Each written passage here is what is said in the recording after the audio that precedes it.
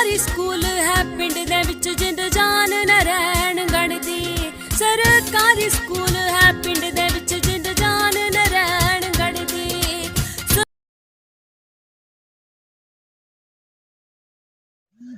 प्यारे बच्चों, मेरे ਵੱਲੋਂ प्यार भरी सत श्री अकाल।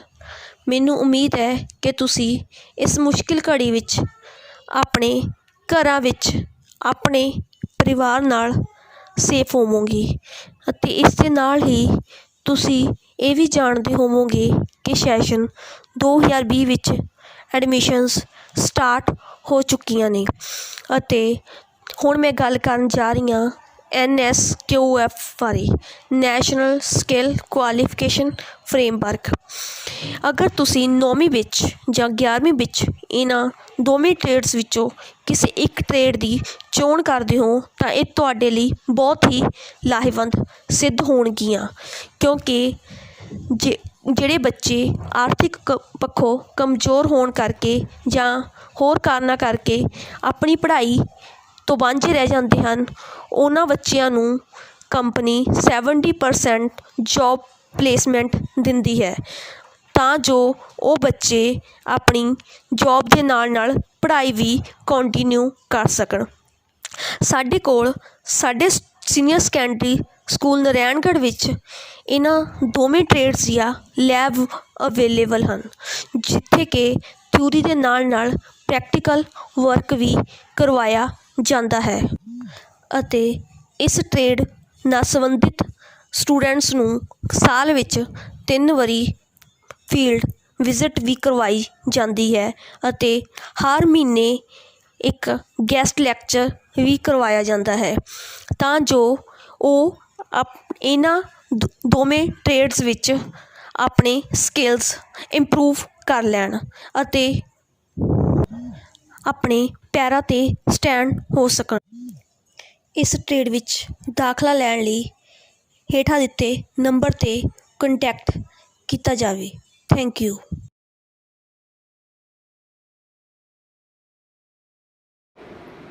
प्यारे बच्चों, मेरे वालों तुहानू सब नू प्यार भरी सत श्री अकाल। बेटा आपां 2 रेसिपी सीख चुके हैं, ब्रैड पीज़ा और मालपूड़े। अज मेरा मन किया कि मैं अपने बच्चों नू दही भल्ले बनाने सिखावां कि दही भल्ले जिहड़े है भल्ले असीं घर च किस तरह तैयार करने हैं। ठीक है, उनके वास्ते सानू बहुत सारिया चीज़ों की लोड़ है, लेकिन जिहड़ा फर्स्ट स्टैप है वो फर्स्ट स्टैप जिहड़ा हैगा अपना वो है सब तो पहला इस दाल का। असी सब तो पहला माँ की जिहड़ी है दाल रात नू भिगोनी है। फर्स्ट स्टैप रात सारी रात ये दाल भिगोई है, मैं भिजी हुई है।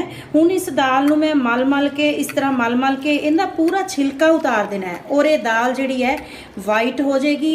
और इस वाइट दाल नू असी फिर बाद विच मिक्सी विच ग्राइंड करांगे।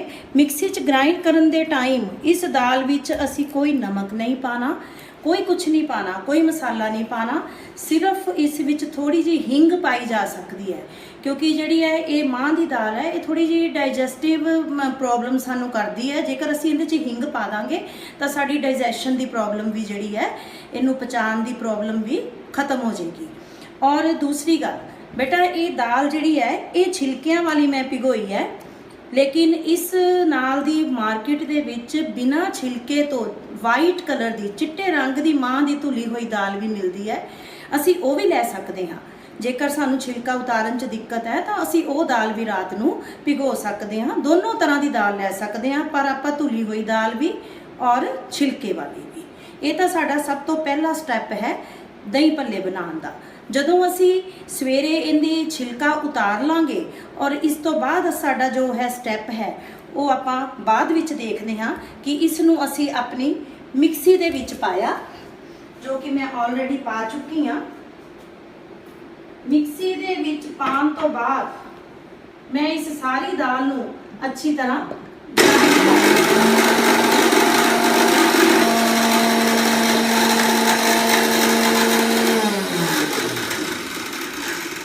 नाल मैं देखी जा रही हाँ कि दाल जिहड़ी है साडी बिल्कुल मतलब पूरी तरह महीन होनी चाहिए है, बिल्कुल पतली होनी चाहिए है। इसलिए मैं इस ढक्कन नूं दोबारा लगा के इस दाल नूं दोबारा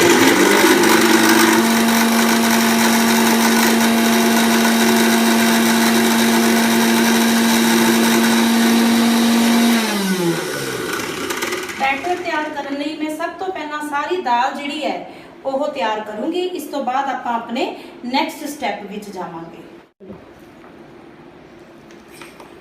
ਇਹ ਦੇਖੋ ਬੇਟਾ, ਇਹ ਮੈਂ ਮਿਕਸੀ ਦੇ ਵਿੱਚ ਜਿਹੜਾ ਬੈਟਰ ਤਿਆਰ ਕੀਤਾ, ਬੈਟਰ ਤਿਆਰ ਕਰਕੇ ਮੈਂ ਇਹਦੇ ਚ ਪਾ ਲਿਆ ਔਰ ਇਹਨੂੰ ਬੈਟਰ ਨੂੰ ਮੈਂ ਬਹੁਤ ਅੱਛੀ ਤਰ੍ਹਾਂ ਹਿਲਾਇਆ ਤਾਂ ਕਿ ਇਹ ਪੂਰਾ ਫਲਫੀ ਹੋ ਜਾਏ, ਪੂਰੀ ਤਰ੍ਹਾਂ ਫਲਫੀ ਹੋ ਜਾਏ। ਅਸੀਂ ਇਹਦੇ ਵਿੱਚ ਕੋਈ ਇਨੋ ਜਾਂ ਕੁਝ ਬੇਕਿੰਗ ਪਾਊਡਰ ਜਾਂ ਕੁਝ ਨਹੀਂ ਮਿਲਾਉਣਾ, ਬਿਨਾਂ ਚੀਜ਼ਾਂ ਤੋਂ ਆਪਾਂ ਇਹਨੂੰ ਭੱਲਿਆਂ ਨੂੰ ਤਿਆਰ ਕਰਾਂਗੇ ਔਰ ਪੂਰੀ ਤਰ੍ਹਾਂ ਦੇਖਣਾ ਇਹ ਫਲਾਵਟ ਦੇ ਨਾਲ ਭੱਲੇ ਬਣਨਗੇ। ਕੁਝ ਨਹੀਂ ਇਹਦੇ ਵਿੱਚ ਮੈਂ ਪਾਇਆ ਹਿੰਗ ਤੋਂ ਇਲਾਵਾ, ਕਿਉਂਕਿ ਜੇ ਕਿ ਅਸੀਂ ਨਮਕ ਇਹਦੇ ਚ ਪਾ ਦਾਂਗੇ ਤਾਂ ਇਹ ਸਾਡਾ ਬੈਟਰ ਜਿਹੜਾ ਹੈ ਬਹੁਤ ਜ਼ਿਆਦਾ ਪਤਲਾ ਹੋ ਜਾਏਗਾ ਔਰ ਸਾਨੂੰ ਭੱਲੇ ਬਣਾਉਣੇ ਦਿੱਕਤ ਹੋ ਜਾਣਗੇ। ਔਰ ਇਹ ਬੈਟਰ ਮੈਂ ਬਣਾਉਣ ਤੋਂ ਬਾਅਦ ਇਸ ਨੂੰ ਅੱਧਾ ਪੌਣਾ ਘੰਟਾ ਰੱਖਿਆ ਤਾਂ ਕਿ ਇਹ ਜਿਹੜਾ ਹੈ ਫਲਾਵਟ ਵਿੱਚ ਆ ਜਾਏ। ਔਰ ਇਹਨੂੰ ਮੈਂ ਬਹੁਤ ਦੇਰ ਚਮਚ ਮਾਰਿਆ, ਇਸ ਤਰ੍ਹਾਂ ਨਾਲ ਚਮਚ ਮਾਰਿਆ ਤਾਂ ਕਿ ਇਹ ਜੇ ਪੂਰੀ ਤਰ੍ਹਾਂ ਫਲਫੀ ਹੋ ਜਾਏ ਔਰ ਸਾਡੇ ਜਿਹੜੇ ਭੱਲੇ ਹੈ ਉਹ ਫੁੱਲ ਕੇ ਨਿਕਲਣ। ਲੋ ਜੀ, ਦੂਸਰੀ ਸਾਈਡ ਮੈਂ ਘੀ ਤਿਆਰ ਰੱਖਿਆ ਹੋਇਆ, ਅੱਧਾ ਘੰਟਾ ਇਹਨੂੰ ਰੱਖ ਕੇ ਇਹਦੇ 'ਚ ਅੱਛੀ ਤਰ੍ਹਾਂ ਚਮਚ ਮਾਰ ਕੇ ਫਿਰ ਅਸੀਂ ਇਹਨੂੰ ਤਿਆਰ ਕਰਨਾ। ਲੋ ਜੀ, ਮੇਰੇ ਦੇਖੋ ਘੀ ਰੱਖ ਚੁੱਕੀ ਹਾਂ ਮੈਂ। ਔਰ ਜਿਹੜਾ ਅਸੀਂ ਭੱਲਾ ਪਾਣਾ ਹੈ ਵਿੱਚ ਪਾਣਾ ਇਹਦੇ, ਉਹ ਅਸੀਂ ਪਾਣੀ ਦੀ ਮਦਦ ਨਾਲ ਆਪਣਾ ਹੱਥ ਗਿੱਲਾ ਕਰਕੇ ਪਾਣੀ ਲੈਣਾ। ਅਸੀਂ ਚਾਹੇ ਤੁਸੀਂ ਘੀ ਵੀ ਲੈ ਸਕਦੇ ਹੋ, ਪਾਣੀ ਦੀ ਸਹਾਇਤਾ ਨਾਲ ਮੈਂ ਦੇਖੋ ਇਹ ਲਿਆ ਔਰ ਇਹਨੂੰ ਆਪਣੇ ਹੱਥ ਤੇ ਹੀ ਬਣਾਇਆ ਹੈ। ਲੋ ਜੀ, ਜਿੱਥੇ ਤੁਹਾਨੂੰ ਇਹਨੂੰ ਕਰਨ 'ਚ ਪ੍ਰੋਬਲਮ ਆਏ ਤੁਸੀਂ ਪਾਣੀ ਲਓ, ਕਿਉਂਕਿ ਇਹ ਮਾਂ ਦੀ ਦਾਲ ਹੈ, ਇਹ ਚਿਪਕਦੀ ਹੈ, ਹੱਥਾਂ ਚਿਪਕਦੀ ਹੈ।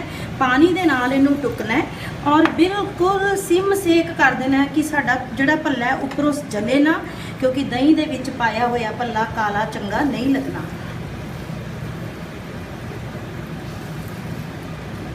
ਦੇਖੋ ਮੈਂ ਪਾਣੀ ਲਗਾਈ ਜਾ ਰਹੀ ਹਾਂ ਔਰ ਨਾਲ ਦੀ ਨਾਲ ਇਹਨੂੰ ਆਪਣੇ ਹੱਥ ਤੇ ਹੀ ਕਰ ਰਹੀ ਹਾਂ ਗੋਲ। ਔਰ ਬਹੁਤ ਬੜੇ ਬੜੇ ਨਹੀਂ ਬਣਾਣੇ, ਜੇ ਅਸੀਂ ਜ਼ਿਆਦਾ ਬੜੇ ਕਰ ਦਾਂਗੇ ਔਰ ਅੰਦਰੋਂ ਇਹ ਕੱਚੇ ਵੀ ਰਹਿ ਸਕਦੇ ਹੈ।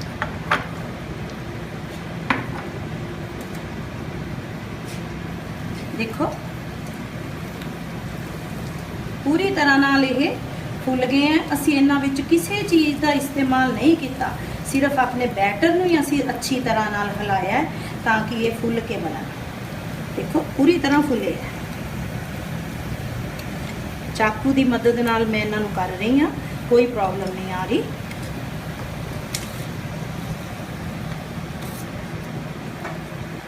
ਔਰ ਬਿਲਕੁਲ ਸਿਮ ਆਂਚ ਤੇ ਬਣਾਣੇ ਆ ਅਸੀਂ ਆਪਣੇ ਭੱਲੇ, ਬਿਲਕੁਲ ਵੀ ਕਾਲੇ ਨਹੀਂ ਹੋਣਦੇ ਨੇ, ਕਾਲੇ ਬਿਲਕੁਲ ਵੀ ਨਹੀਂ ਹੋਣਦੇ ਨੇ। ਇਹਨਾਂ ਨੂੰ ਕਰਨ ਤੋਂ ਦੇ ਨਾਲ ਨਾਲ ਹੀ ਮੈਂ ਦੇਖੋ ਜਦ ਤੱਕ ਇਹ ਭੱਲੇ ਬਣ ਜਾਣਗੇ, ਮੈਂ ਕੁਝ ਚੀਜ਼ਾਂ ਜਿਹੜੀਆਂ ਸਮਾਨ ਆਪਣੇ ਕੋਲ ਤਿਆਰ ਰੱਖਿਆ ਹੈ। ਉਸ ਦੇ ਵਿੱਚ ਦਹੀਂ ਜਿਹੜਾ ਮੈਂ ਪੂਰੀ ਤਰ੍ਹਾਂ ਨਾਲ ਬੀਟ ਕਰ ਲਿਆ, ਬੀਟ ਕਰਨ ਤੋਂ ਬਾਅਦ ਰੱਖਿਆ ਔਰ ਨਾਲ ਮੈਂ ਘਰ ਦੀ ਬਣੀ ਹੋਈ ਚਟਨੀ ਰੱਖੀ ਹੈ, ਪਾਪੜੀ ਰੱਖੀ ਹੈ, जीरा और काली मिर्च रखी है। ये नमक है जी, धनिया और हरी मिर्च पा के इनू नमक नू मैं कुट के रखा हुआ है। बहुत स्वादी लगता है, दही च पा के लस्सी च पाओ बहुत अच्छा लगता है। और थोड़ी जी मैं लाल मिर्च रखी है। लो जी, जिस तरह ही साडे भल्ले तैयार होए तो मैं इन्हां भल्लियां नू प्लेट च लाऊंगी।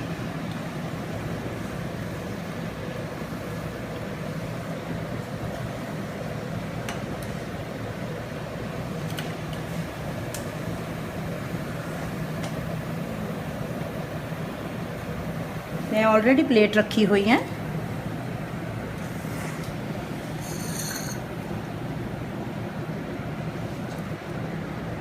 भल्ले बन के तैयार है। भल्ले बनाने तो बाद जो है दूसरी गल बच्चे ये ध्यान रखनी है तुसी कि जिहड़े भल्ले बनाने असी उन्होंने सरसों का तेल इस्तेमाल नहीं करना, रिफाइंड ऑयल ही इस्तेमाल करना है। इस विच असी सरसों का तेल यूज़ नहीं करांगे। जिस तरह ही साडा तेल गर्म होएगा असी नाल दी नाल ही अपनी जिहड़ी है फ्लेम नू बिल्कुल सिम ते कर दांगे तां जो साडे भल्ले जो है अंदरों भी पूरी तरह नाल तैयार हो जान, कच्चे ना रहन। और मैं कुछ भल्ले देखो पानी च पा रही हूँ। भल्लियां दे विच इस टाइप दी जाली बनना बहुत जरूरी है, जाली बनना बहुत जरूरी है, अदरवाइज ये कच्चे रह जाते हैं। और सब तो ज़्यादा जिहड़ा काम है इन्हां नू बीट करन दा है कि असी इन्हां नू बीट किद्दां करना है। लो नेक्स्ट जिहड़ा स्टैप है ਪਾਣੀ 'ਚ ਲਿਆ ਅਸੀਂ ਇਹਨੂੰ। ਪਾਣੀ 'ਚ ਲੈਣ ਤੋਂ ਬਾਅਦ ਇਹਨੂੰ ਅਸੀਂ ਆਪਣੀ ਇਸ ਜਗ੍ਹਾ ਤੇ ਰੱਖ ਕੇ ਹਲਕਾ ਜਿਹਾ ਇਹਨੂੰ ਦੇਖੋ, ਔਰ ਦਹੀਂ 'ਚ ਮੈਂ ਨਾਲ ਦੀ ਨਾਲ ਪਾ ਰਹੀ ਹਾਂ ਹਲਕਾ ਆਪਣੀ ਹਥੇਲੀ ਦੇ ਜ਼ੋਰ ਨਾਲ ਇਹਨੂੰ ਥੋੜਾ ਜਿਹਾ, ਤਾਂ ਕਿ ਜੋ ਇਹਦੇ ਵਿੱਚ ਥੋੜਾ ਬਹੁਤ ਘਿਓ ਹੈ ਉਹ ਸਾਡਾ ਪਾਣੀ 'ਚ ਚਲਾ ਜਾਏ।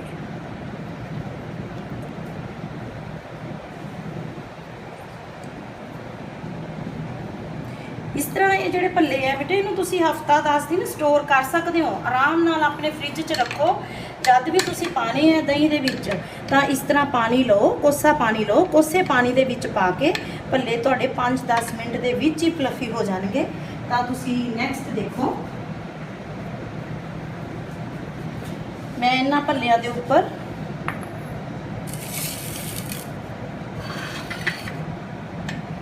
ਕਾਲੀ ਮਿਰਚ ਔਰ ਜੀਰਾ, ਜਿਹੜਾ ਕਿ ਆਪਾਂ ਘਰ 'ਚ ਹਮੇਸ਼ਾ ਹੀ ਕੁੱਟ ਕੇ ਰੱਖਦੇ ਹਾਂ,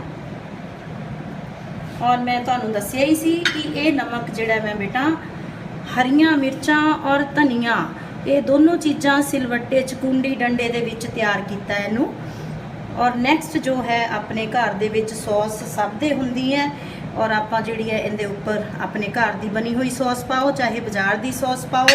ਔਰ ਲਾਸਟ ਦੇ ਵਿੱਚ ਜਿਹੜਾ ਸਾਡਾ ਸਟੈਪ ਹੈ ਉਹ ਹੈ ਮੱਠੀ ਦਾ, ਚਾਹੇ ਮੱਠੀ ਲਓ ਚਾਹੇ ਪਾਪੜੀ ਲਓ, ਪਤਲੀ ਪਾਪੜੀ ਲਓਗੇ ਤੇ ਜ਼ਿਆਦਾ ਵਧੀਆ। ਇਸ ਪਾਪੜੀ ਨੂੰ ਅਸੀਂ 2 ਪਾਪੜੀਆਂ ਨੂੰ ਵਿੱਚ ਚੂਰ ਕੇ ਪਾ ਦਾਂਗੇ, ਔਰ ਬਾਕੀ ਤੁਸੀਂ ਇਨਸਟੈਂਟ ਹੀ ਨਾਲ ਇਹਦੇ ਵਿੱਚ ਬੂੰਦੀ ਵੀ ਪਾ ਸਕਦੇ ਹੋ, ਕੁਝ ਵੀ ਚੀਜ਼ ਪਾ ਸਕਦੇ ਹੋ, ਆਲੂ ਪਾ ਸਕਦੇ ਹੋ, ਜੋ ਤੁਹਾਡੀ ਲਾਈਕਿੰਗ ਹੈ। ਇਹਦੇ ਵਿੱਚ ਥੋੜੀ ਜਿਹੀ ਬੂੰਦੀ ਪਾ ਦਿਓ, ਥੋੜੇ ਜਿਹੇ ਆਲੂ ਪਾ ਦਿਓ, ਬਾਕੀ ਜ਼ਿਆਦਾ ਚੀਜ਼ਾਂ ਪਾ ਦਿਓ ਉਹ ਵੀ ਨਹੀਂ ਅੱਛੀਆਂ ਲੱਗਦੀਆਂ, ਠੀਕ ਹੈ।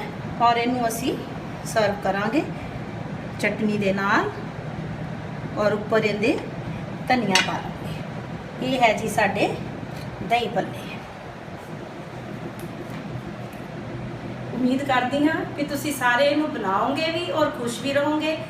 ਔਰ ਲੜਕੀਆਂ ਵਾਸਤੇ ਖਾਸ ਹੈ ਕਿ ਭੱਲੇ ਬਣਾਉਣੇ ਜਿਹੜੇ ਹੈ ਇੰਨੇ ਈਜ਼ੀ ਹੈ, ਲੇਕਿਨ ਇਹਨੂੰ ਸਰਵ ਕਰਨ ਦਾ ਢੰਗ ਬਹੁਤ ਅੱਛਾ ਹੋਣਾ ਚਾਹੀਦਾ ਹੈ। ਭੱਲੇ ਬਣਾਉਣ ਤੋਂ ਬਾਅਦ ਇਸ ਨੂੰ ਅਸੀਂ ਦਹੀਂ ਵਿੱਚ ਕਿਸ ਤਰ੍ਹਾਂ ਪਾਣਾ, ਕਿਵੇਂ ਪਾਣਾ, ਇਹ ਤੁਹਾਨੂੰ ਮੈਂ ਸਾਰਾ ਦਿਖਾਇਆ। ਤਾਂ ਤੁਸੀਂ ਬਹੁਤ ਧਿਆਨ ਨਾਲ ਇਹਨੂੰ ਬਣਾਉਣਾ ਹੈ ਔਰ ਮੈਨੂੰ ਵੀਡੀਓ ਸੈਂਡ ਕਰਨੀ ਹੈ। Thank you. ਪਿਆਰੇ ਬੱਚਿਓ, ਉਮੀਦ ਕਰਦਾ ਸਾਰੇ ਤੁਸੀਂ ਘਰੇ ਆਪਣੇ ਠੀਕ ਠਾਕ ਹੋਵੋਗੇ। ਇਸ ਮਹਾਮਾਰੀ ਦੇ ਦੌਰ ਦੇ ਵਿੱਚ ਬਚਾਅ ਹੀ ਸਭ ਤੋਂ ਵੱਡਾ ਜਿਹੜਾ ਸਾਡਾ ਇਲਾਜ ਹੈ। ਤੇ ਇਸ ਸੰਬੰਧ ਦੇ ਵਿੱਚ ਜੋ ਵੀ ਉਪਰਾਲੇ ਕੀਤੇ ਗਏ ਨੇ ਸਾਡੇ ਸਿੱਖਿਆ ਵਿਭਾਗ ਵੱਲੋਂ, ਸਾਡੇ ਐਡਮਿਨਿਸਟ੍ਰੇਸ਼ਨ ਵੱਲੋਂ, ਬੜੇ ਹੀ ਸ਼ਲਾਘਾਯੋਗ ਨੇ, ਤੇ ਉਹ ਸਾਰੇ ਹੀ ਤਾਂ ਕਾਮਯਾਬ ਨੇ ਅਗਰ ਅਸੀਂ ਉਹਨਾਂ ਦਾ ਸਾਥ ਦਈਏ। ਉਸੇ ਲੜੀ ਤਹਿਤ ਅਸੀਂ ਸਾਡੇ ਸਰਕਾਰੀ senior secondary self smart school Narayangarh ਵਿਖੇ ਸਾਡੇ principal doctor R.K. Sharma ji ਦੀ ਰਹਿਨੁਮਾਈ ਹੇਠ ਅਸੀਂ ਸਮਰ ਕੈਂਪ ਸ਼ੁਰੂ ਕੀਤਾ, ਜਿਸ ਦਾ ਪਹਿਲਾ ਪੜਾਅ ਅਸੀਂ ਪੂਰਾ ਕੀਤਾ ਤੇ ਹੁਣ ਅਸੀਂ ਦੂਜੇ ਪੜਾਅ ਦੇ ਵਿੱਚ ਪਹੁੰਚੇ ਹਾਂ। ਦੂਜਾ ਪੜਾਅ ਅਸੀਂ ਕਰ ਰਹੇ ਹਾਂ ਸਟਾਰਟ। ਤੇ ਉਸੇ ਲੜੀ ਤਹਿਤ ਮੈਂ ਵੀ ਤੁਹਾਡੇ ਨਾਲ ਕੁਝ ਸਮਰ ਕੈਂਪ ਦੇ ਵਿੱਚ ਕੁਝ ਆਪਣਾ ਸਾਂਝਾ ਕਰਨਾ ਚਾਹੁੰਦਾ ਸੀ। ਤੇ ਮੇਰਾ ਵਿਸ਼ਾ ਹੈ ਕਵਿਤਾ। ਕਵਿਤਾ ਸਭ ਨੇ ਸੁਣੀਆਂ ਨੇ, ਸਾਰੇ ਪੜ੍ਹਦੇ ਨੇ, ਵਧੀਆ ਲੱਗਦਾ ਪੜ੍ਹ ਕੇ, ਮਨ ਨੂੰ ਛੂੰਹਦੀਆਂ ਨੇ ਕੁਝ ਕਵਿਤਾਵਾਂ। ਕਿਸੇ ਨੂੰ ਲਿਖਣ ਦਾ ਸ਼ੌਂਕ ਹੈ, ਕਿਸੇ ਨੂੰ ਪੜ੍ਹਨ ਦਾ ਸ਼ੌਂਕ ਹੈ। ਕੋਈ ਕਵਿਤਾ ਨੂੰ ਦਿਲੋਂ ਪੜ੍ਹਦਾ ਹੈ, ਕੋਈ ਲਫ਼ਜ਼ਾਂ ਨਾਲ ਪੜ੍ਹਦਾ ਹੈ। ਹਰੇਕ ਦੀ ਆਪਣੀ ਆਪਣੀ ਸੂਝ ਹੈ, ਹਰੇਕ ਦੀ ਆਪਣੀ ਆਪਣੀ ਬੂਝ ਹੈ। ਤੇ ਕਵਿਤਾਵਾਂ ਦੀ ਗੱਲ ਜਦੋਂ ਆਪਾਂ ਕਰਦੇ ਹਾਂ, ਕਵਿਤਾਵਾਂ ਕਈ ਬੱਚੇ ਬਹੁਤ ਵਧੀਆ ਲਿਖਦੇ ਨੇ, ਕਈ ਨੂੰ ਬੜਾ ਸ਼ੌਂਕ ਹੁੰਦਾ ਲਿਖਣ ਦਾ, ਪਰੰਤੂ ਕਈ ਵਾਰ ਕੀ ਹੁੰਦਾ ਕਿ ਅਸੀਂ ਆਪਣੇ ਲਫ਼ਜ਼ਾਂ ਨੂੰ ਸ਼ਾਇਦ ਕੋਸ਼ਿਸ਼ ਕਰਦੇ ਹਾਂ ਕਿ ਇੱਕ ਕਵਿਤਾ ਦਾ ਜਾਮਾ ਪਹਿਨਾਈਏ, ਪਰ ਅਸੀਂ ਇਹਨੂੰ ਕਰ ਨਹੀਂ ਪਾਉਂਦੇ। ਕਈ ਵਾਰ ਹੁੰਦੀ ਹੈ ਸਮੱਸਿਆ। ਮੈਂ ਵੀ ਕੋਸ਼ਿਸ਼ ਕਰਦਾ ਲਿਖਣ ਦੀ, ਕਈ ਵਾਰ ਤੁਹਾਨੂੰ ਅਗਰ ਸਾਰਿਆਂ ਨੂੰ ਭਲੀ ਭਾਂਤ ਪਤਾ ਕਿ ਮੇਰੀਆਂ ਕੁਝ ਰਚਨਾਵਾਂ, ਕੁਝ ਕਵਿਤਾਵਾਂ ਨੇ ਲਿਖੀਆਂ ਹੋਈਆਂ, ਮੈਂ ਲਿਖਦਾ, ਮੈਗਜ਼ੀਨ ਦੇ ਵਿੱਚ ਵੀ ਆਉਂਦੀਆਂ ਨੇ, ਹੋਰ ਵੀ ਮੈਂ ਲਿਖਦਾ, ਤੇ ਮੇਰੇ ਫੇਸਬੁੱਕ ਪੇਜ ਤੇ ਹੈਗੀਆਂ ਨੇ, ਤੁਸੀਂ ਦੇਖ ਸਕਦੇ ਹੋ। ਕਵਿਤਾ ਲਿਖਣ ਸਮੇਂ ਕੁਝ ਜਿਹੜੀਆਂ ਵਿਸ਼ੇਸ਼ ਗੱਲਾਂ ਦਾ ਧਿਆਨ ਰੱਖਣਾ ਹੁੰਦਾ ਹੈ, ਕੁਝ ਨੁਕਤੇ ਮੈਂ ਤੁਹਾਨੂੰ ਸਾਂਝੇ ਕਰਨਾ ਚਾਹੂੰਗਾ ਕਵਿਤਾ ਦੇ ਬਾਰੇ। ਜਦੋਂ ਅਸੀਂ ਕਵਿਤਾ ਲਿਖਦੇ ਹਾਂ, ਅਸੀਂ ਕੀ ਕਵਿਤਾ ਦੇ ਵਿਚਾਰ ਦੇ ਵਿੱਚ ਸਾਡੇ ਮਨ ਦੇ ਵਿੱਚ ਕੀ ਵਿਚਾਰ ਨੇ, ਉਹਨਾਂ ਨੂੰ ਅਸੀਂ ਕਿਵੇਂ ਪ੍ਰਗਟ ਕਰਨਾ। ਸਭ ਤੋਂ ਪਹਿਲਾਂ ਇੱਕ ਕਵਿਤਾ ਦਾ ਵਿਸ਼ਾ ਹੁੰਦਾ ਹੈ। ਵਿਸ਼ੇ ਤੋਂ ਬਿਨਾਂ ਕਵਿਤਾ ਕਦੇ ਵੀ ਪੂਰੀ ਨਹੀਂ ਹੁੰਦੀ, ਕਿਉਂਕਿ ਵਿਸ਼ਾ ਜੋ ਕਵਿਤਾ ਦਾ ਹੈ ਉਹੀ ਕਵਿਤਾ ਨੂੰ ਸ਼ੁਰੂ ਕਰਨ ਦੇ ਵਿੱਚ ਸਹਾਈ ਹੁੰਦਾ ਹੈ। ਜਦੋਂ ਸਾਨੂੰ ਕਵਿਤਾ ਦਾ ਵਿਸ਼ਾ ਮਿਲ ਗਿਆ ਤਾਂ ਸਾਨੂੰ ਕਵਿਤਾ ਲਿਖਣ ਵਿੱਚ ਕੋਈ ਔਖਿਆਈ ਨਹੀਂ ਆਉਂਦੀ, ਕੋਈ ਸਮਾਂ ਨਹੀਂ ਲੱਗਦਾ ਹੈਗਾ। ਤੁਸੀਂ ਲਿਖੋ 3-4 ਪੈਰੇ ਦੀ ਕਵਿਤਾ ਜਿਹੜੀ ਹੈ 5-4 ਮਿੰਟ ਦੇ ਵਿੱਚ। ਸਾਡੇ ਸਕੂਲ ਦੇ ਵਿੱਚ ਮੈਂ ਦੇਖਿਆ ਹਰੇਕ ਸਾਲ ਮੈਗਜ਼ੀਨ ਛਪਦੀ ਹੈ, ਸਾਡੇ ਸਕੂਲ ਵੱਲੋਂ ਜੁਗਨੂ ਹਰੇਕ ਸਾਲ ਛਪਦੀ ਹੈ। ਸਾਡੇ ਬੜੇ ਹੋਣਹਾਰ ਵਿਦਿਆਰਥੀ ਬੜੀ ਵਧੀਆ ਰਚਨਾਵਾਂ ਉਹਦੇ ਵਿੱਚ ਪੇਸ਼ ਕਰਦੇ ਨੇ, ਬਹੁਤ ਹੀ ਵਧੀਆ ਲਿਖਦੇ ਨੇ, ਤੇ ਉਹਨਾਂ ਕਵਿਤਾਵਾਂ ਨੂੰ ਪੜ੍ਹ ਕੇ ਬੜਾ ਅੱਛਾ ਮਹਿਸੂਸ ਹੁੰਦਾ ਹੈ ਕਿ ਸਾਡੇ ਬੱਚੇ ਇੰਨੀ ਵਧੀਆ ਕਲਮਕਾਰੀ, ਇੰਨੀ ਵਧੀਆ ਕਲਮ ਦੇ ਵਿੱਚ ਮਹਾਰਤ ਰੱਖਦੇ ਨੇ। ਬੜਾ ਅੱਛਾ ਲੱਗਦਾ ਦੇਖ ਕੇ ਉਸ ਚੀਜ਼ ਨੂੰ। ਤੇ ਜਿਹੜੇ ਬੱਚੇ ਕੋਸ਼ਿਸ਼ ਕਰਦੇ ਨੇ ਉਹਨਾਂ ਦੇ ਲਈ ਮੈਂ ਕੁਝ 1-2 ਗੱਲਾਂ ਜ਼ਰੂਰ ਮੈਂ ਕਹਿਣੀਆਂ ਚਾਹੂੰਗਾ, 1-2 ਗੱਲਾਂ ਮੈਂ ਜ਼ਰੂਰ ਸਾਂਝੀਆਂ ਕਰਨਾ ਚਾਹੂੰਗਾ। ਜਦੋਂ ਆਪਾਂ ਕਵਿਤਾ ਲਿਖਦੇ, ਜਿਸ ਤਰ੍ਹਾਂ ਮੈਂ ਗੱਲ ਕੀਤੀ ਵਿਸ਼ੇ, ਤੁਹਾਡਾ ਵਿਸ਼ਾ ਜਿਹੜਾ ਹੈਗਾ ਉਹ ਸਕਾਰਾਤਮਕ ਹੋਣਾ ਚਾਹੀਦਾ। ਪੋਜ਼ਿਟਿਵਿਟੀ, ਦੇਖੋ ਨੈਗੇਟਿਵਿਟੀ ਵੀ ਹੁੰਦੀ ਹੈ, ਪਰ ਅਸੀਂ ਨੈਗੇਟਿਵ ਟੂ ਪੋਜ਼ਿਟਿਵ ਜਾਣਾ ਹਮੇਸ਼ਾ। ਜਿਸ ਤਰ੍ਹਾਂ ਸਾਡੇ ਸਮਾਜ ਦੀਆਂ ਆਪਾਂ ਬੁਰਾਈਆਂ ਦੀ ਗੱਲ ਕਰਦੇ ਹਾਂ, ਜੇ ਅਸੀਂ ਆਪਣੀ ਕਵਿਤਾ ਨੂੰ ਬੁਰਾਈ ਤੋਂ ਸ਼ੁਰੂ ਕੀਤਾ ਹੈ ਤਾਂ ਇਹਦਾ ਮਤਲਬ ਇਹ ਨਹੀਂ ਹੈਗਾ ਕਿ ਅਸੀਂ ਬੁਰਾਈ ਤੇ ਹੀ ਖਤਮ ਕਰ ਦੇਣਾ। ਅਸੀਂ ਆਪਣੀ ਕਵਿਤਾ ਨੂੰ ਸਕਾਰਾਤਮਕ ਮੋੜ ਤੇ ਲਿਆ ਕੇ ਛੱਡਣਾ, ਜਿੱਥੇ ਸਾਡੇ ਸਰੋਤਾ, ਸਾਡੇ ਪੜ੍ਹਨ ਵਾਲਾ ਉਹਨੂੰ ਸਮਝ ਸਕੇ, ਉਹਨੂੰ ਉੱਥੋਂ ਸਿੱਖਣ ਨੂੰ ਮਿਲੇ ਕਿ ਇਸ ਕਵਿਤਾ ਦੇ ਵਿੱਚ ਅਸੀਂ ਇੱਕ ਗੱਲ ਕੀਤੀ ਹੈ ਸਮਾਜਿਕ ਬੁਰਾਈ ਦੀ, ਤੇ ਅਸੀਂ ਉਸ ਸਮਾਜਿਕ ਬੁਰਾਈ ਨੂੰ ਖਤਮ ਕਿਵੇਂ ਕਰਨਾ। ਉਸ ਕਵਿਤਾ ਦੇ ਐਂਡ ਦੇ ਵਿੱਚ ਅਸੀਂ ਉਸ ਚੀਜ਼ ਦਾ ਵੀ ਗਿਆਨ ਦੇਣਾ ਲੋਕਾਂ ਨੂੰ। ਪੋਜ਼ਿਟਿਵ ਰੱਖਣਾ ਹਮੇਸ਼ਾ ਐਟੀਟਿਊਡ। ਕਾਪੀ ਨਹੀਂ ਕਰਨੀ ਕਦੇ ਵੀ ਕਿਸੇ ਦੀ, ਕਿ ਅਸੀਂ ਉਹ ਤੋਂ ਆਹ 4 ਲਾਈਨਾਂ ਉਹ ਤੋਂ ਪੜ੍ਹ ਲਈਆਂ, 4 ਲਾਈਨਾਂ ਉਹ ਤੋਂ ਪੜ੍ਹ ਲਈਆਂ, ਮਿਕਸ ਹੋ ਗਿਆ। ਕਵਿਤਾ ਉਹ ਹੈ, ਚਾਹੇ 4 ਅੱਖਰਾਂ ਦੀ ਹੋਵੇ, ਚਾਹੇ 8 ਦੀ ਹੋਵੇ, ਚਾਹੇ 12 ਦੀ ਹੋਵੇ, ਚਾਹੇ ਪੂਰੇ ਪੰਨੇ ਦੀ ਹੋਵੇ, ਜੋ ਤੁਹਾਡੀ ਆਪਣੀ ਸੋਚ ਦੀ ਬਣੀ ਹੋਈ ਹੈ, ਜੋ ਤੁਸੀਂ ਆਪਣੇ ਵੱਲੋਂ ਲਿਖੀ ਹੈ, ਆਪਣੇ ਕੋਲੋਂ ਲਿਖੀ ਹੈ, ਉਹ ਕਵਿਤਾ ਉਹ ਹੈ ਜੋ ਤੁਹਾਡੇ ਅਕਸ ਨੂੰ, ਤੁਹਾਡੇ ਪਹਿਲੂ ਨੂੰ ਦਰਸਾਉਂਦੀ ਹੈ, ਤੁਹਾਡੇ ਲਏ ਹੋਏ ਵਿਸ਼ੇ ਨੂੰ ਦਰਸਾਉਂਦੀ ਹੈ। ਕਵਿਤਾ ਉਹ ਹੈ। ਸ਼ਬਦਾਂ ਦੀ ਚੋਣ ਬਹੁਤ ਹੀ ਜਾਇਜ਼ ਤਰੀਕੇ ਨਾਲ, ਵਧੀਆ ਤਰੀਕੇ ਨਾਲ ਕਰਨੀ ਚਾਹੀਦੀ ਹੈ। ਸ਼ਬਦ ਉਹ ਵਰਤਣੇ ਚਾਹੀਦੇ ਨੇ ਜੋ ਢੁਕਵੇਂ ਹੋਣ, ਜੋ ਆਸਾਨੀ ਨਾਲ ਸਮਝੇ ਜਾ ਸਕਣ। ਅਗਰ ਅਸੀਂ ਪੜ੍ਹੀਏ ਤਾਂ ਉਰਦੂ ਦੀ ਜਿਹੜੀਆਂ ਕਵਿਤਾਵਾਂ ਨੇ ਬੜੀਆਂ ਡੂੰਘੀਆਂ ਨੇ, ਗੁੱਝੀਆਂ ਨੇ, ਪਰ ਉਹਦੇ ਲਈ ਤੁਹਾਨੂੰ ਬਹੁਤ ਜ਼ਿਆਦਾ ਕਿਤਾਬਾਂ ਦੇ ਵਿੱਚ ਜਾਣਾ ਪੈਂਦਾ ਹੈ, ਕਾਫੀ ਜ਼ਿਆਦਾ ਉਰਦੂ ਪੜ੍ਹਨੀ ਪੈਂਦੀ ਹੈ, ਕਈ ਲਫ਼ਜ਼ਾਂ ਦੇ ਗੋ ਥਰੂ ਹੋਣਾ ਪੈਂਦਾ ਹੈ ਕਿ ਉੱਦਾਂ ਦੇ ਲਫ਼ਜ਼ ਤੁਹਾਨੂੰ ਆਉਂਦੇ ਨੇ। ਵੱਡੀ ਗੱਲ ਇਹ ਹੁੰਦੀ ਹੈ ਕਿ ਕਵਿਤਾ ਨੂੰ, ਇੱਕ ਵਧੀਆ ਕਵਿਤਾ ਲਿਖਣ ਦੇ ਲਈ ਤੁਹਾਨੂੰ ਕਵਿਤਾਵਾਂ ਪੜ੍ਹਨਾ ਵੀ ਬਹੁਤ ਜ਼ਰੂਰੀ ਹੈ। ਚੰਗਾ ਬੁਲਾਰਾ ਹੋਣ ਦੇ ਲਈ ਚੰਗਾ ਸਰੋਤਾ ਹੋਣਾ ਵੀ ਜ਼ਰੂਰੀ ਹੈ। ਅਗਰ ਤੁਸੀਂ ਚੰਗਾ ਪੜ੍ਹਦੇ ਹੋ, ਚੰਗਾ ਲਿਖ ਵੀ ਸਕੋਗੇ, ਚੰਗਾ ਸੁਣਦੇ ਹੋ, ਚੰਗਾ ਲਿਖ ਵੀ ਸਕੋਗੇ।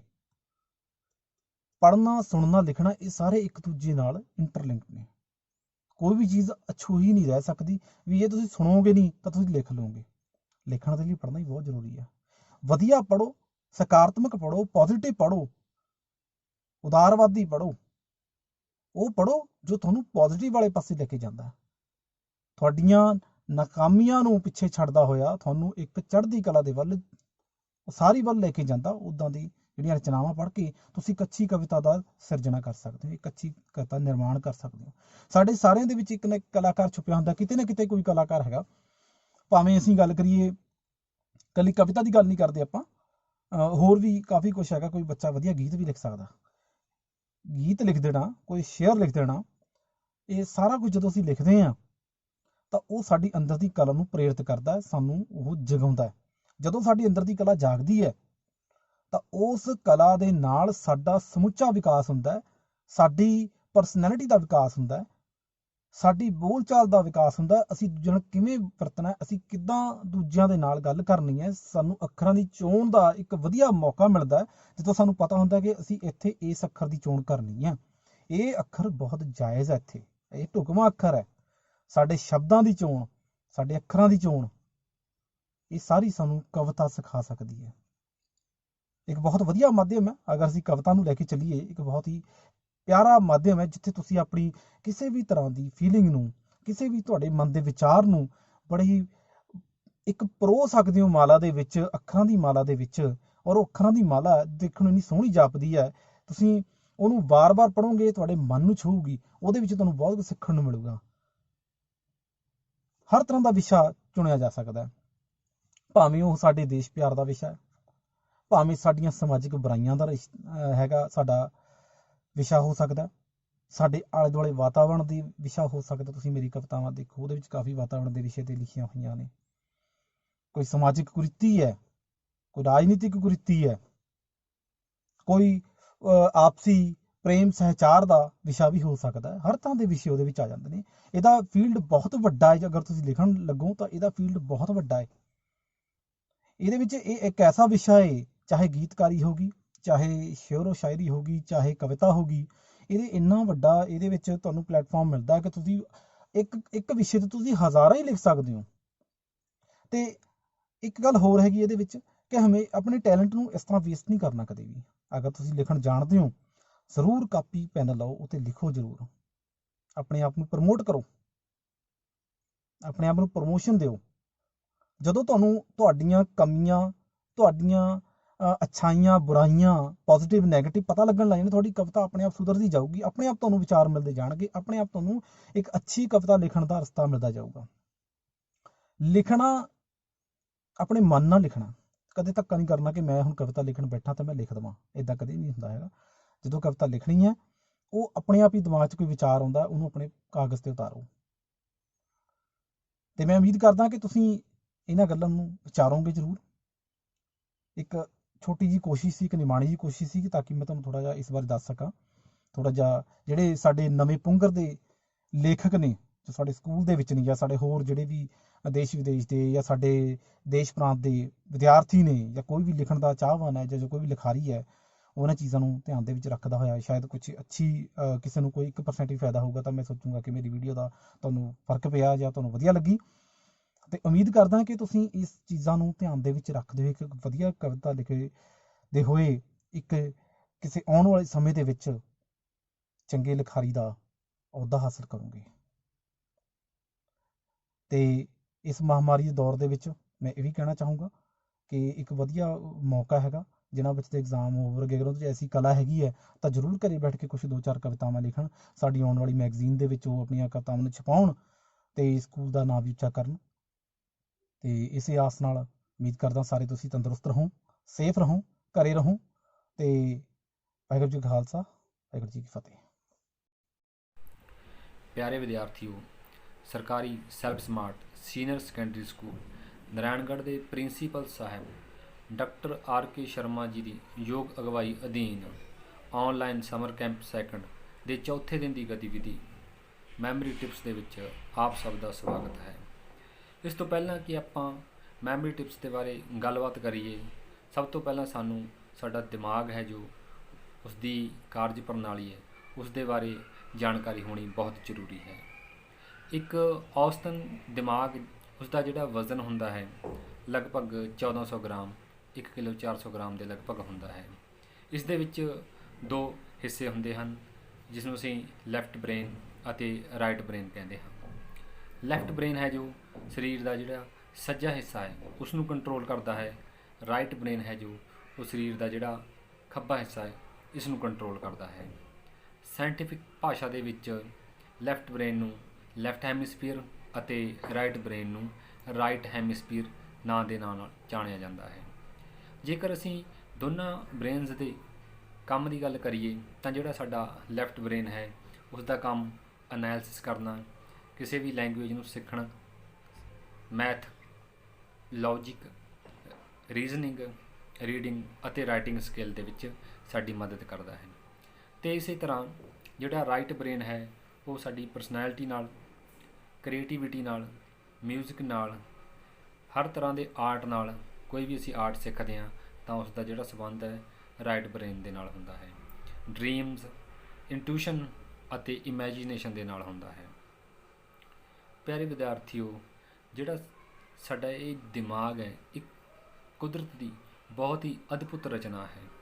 ਅਸਲ ਦੇ ਵਿੱਚ ਸਾਡਾ ਦਿਮਾਗ ਕਿਸੇ ਸੂਚਨਾ ਨੂੰ ਯਾਦ ਨਹੀਂ ਕਰਦਾ, ਬਲਕਿ ਇਹ ਉਸ ਸੂਚਨਾ ਨੂੰ ਉਤਪੰਨ ਕਰਦਾ ਹੈ। ਇਹ ਸੂਚਨਾ ਜਿਹੜੀ ਹੈ, ਇਹ ਜਿਹੜੀ ਜਾਣਕਾਰੀ ਹੈ, ਸਾਨੂੰ ਸਾਡੀਆਂ ਜਿਹੜੀਆਂ 5 ਗਿਆਨ ਇੰਦਰੀਆਂ ਹਨ, ਅੱਖ, ਨੱਕ, ਕੰਨ, ਜੀਭ, ਚਮੜੀ ਦੇ ਰਾਹੀਂ ਪ੍ਰਾਪਤ ਹੁੰਦੀ ਹੈ। ਅੱਖ ਦੇ ਰਾਹੀਂ ਅਸੀਂ ਕਿਸੇ ਇਮੇਜ ਨੂੰ ਪਹਿਚਾਣਦੇ ਹਾਂ, ਨੱਕ ਦੇ ਰਾਹੀਂ ਅਸੀਂ ਕਿਸੇ ਵੀ ਸਮੈਲ ਨੂੰ ਪਹਿਚਾਣਦੇ ਹਾਂ, ਕੰਨ ਸਾਨੂੰ ਕਿਸੇ ਵੀ ਸਾਊਂਡ ਨੂੰ, ਆਵਾਜ਼ ਨੂੰ ਪਹਿਚਾਨਣ ਦੇ ਵਿੱਚ ਹੈਲਪ ਕਰਦੇ ਨੇ, ਜੀਭ ਹੈ ਉਹ ਕਿਸੇ ਚੀਜ਼ ਦਾ ਟੇਸਟ ਪ੍ਰਦਾਨ ਕਰਦੀ ਹੈ, ਅਤੇ ਚਮੜੀ ਸਪਰਸ਼ ਦੇ ਜ਼ਰੀਏ ਸਾਨੂੰ ਉਸ ਚੀਜ਼ ਦੇ ਬਾਰੇ ਜਾਣਕਾਰੀ ਦਿੰਦੀ ਹੈ।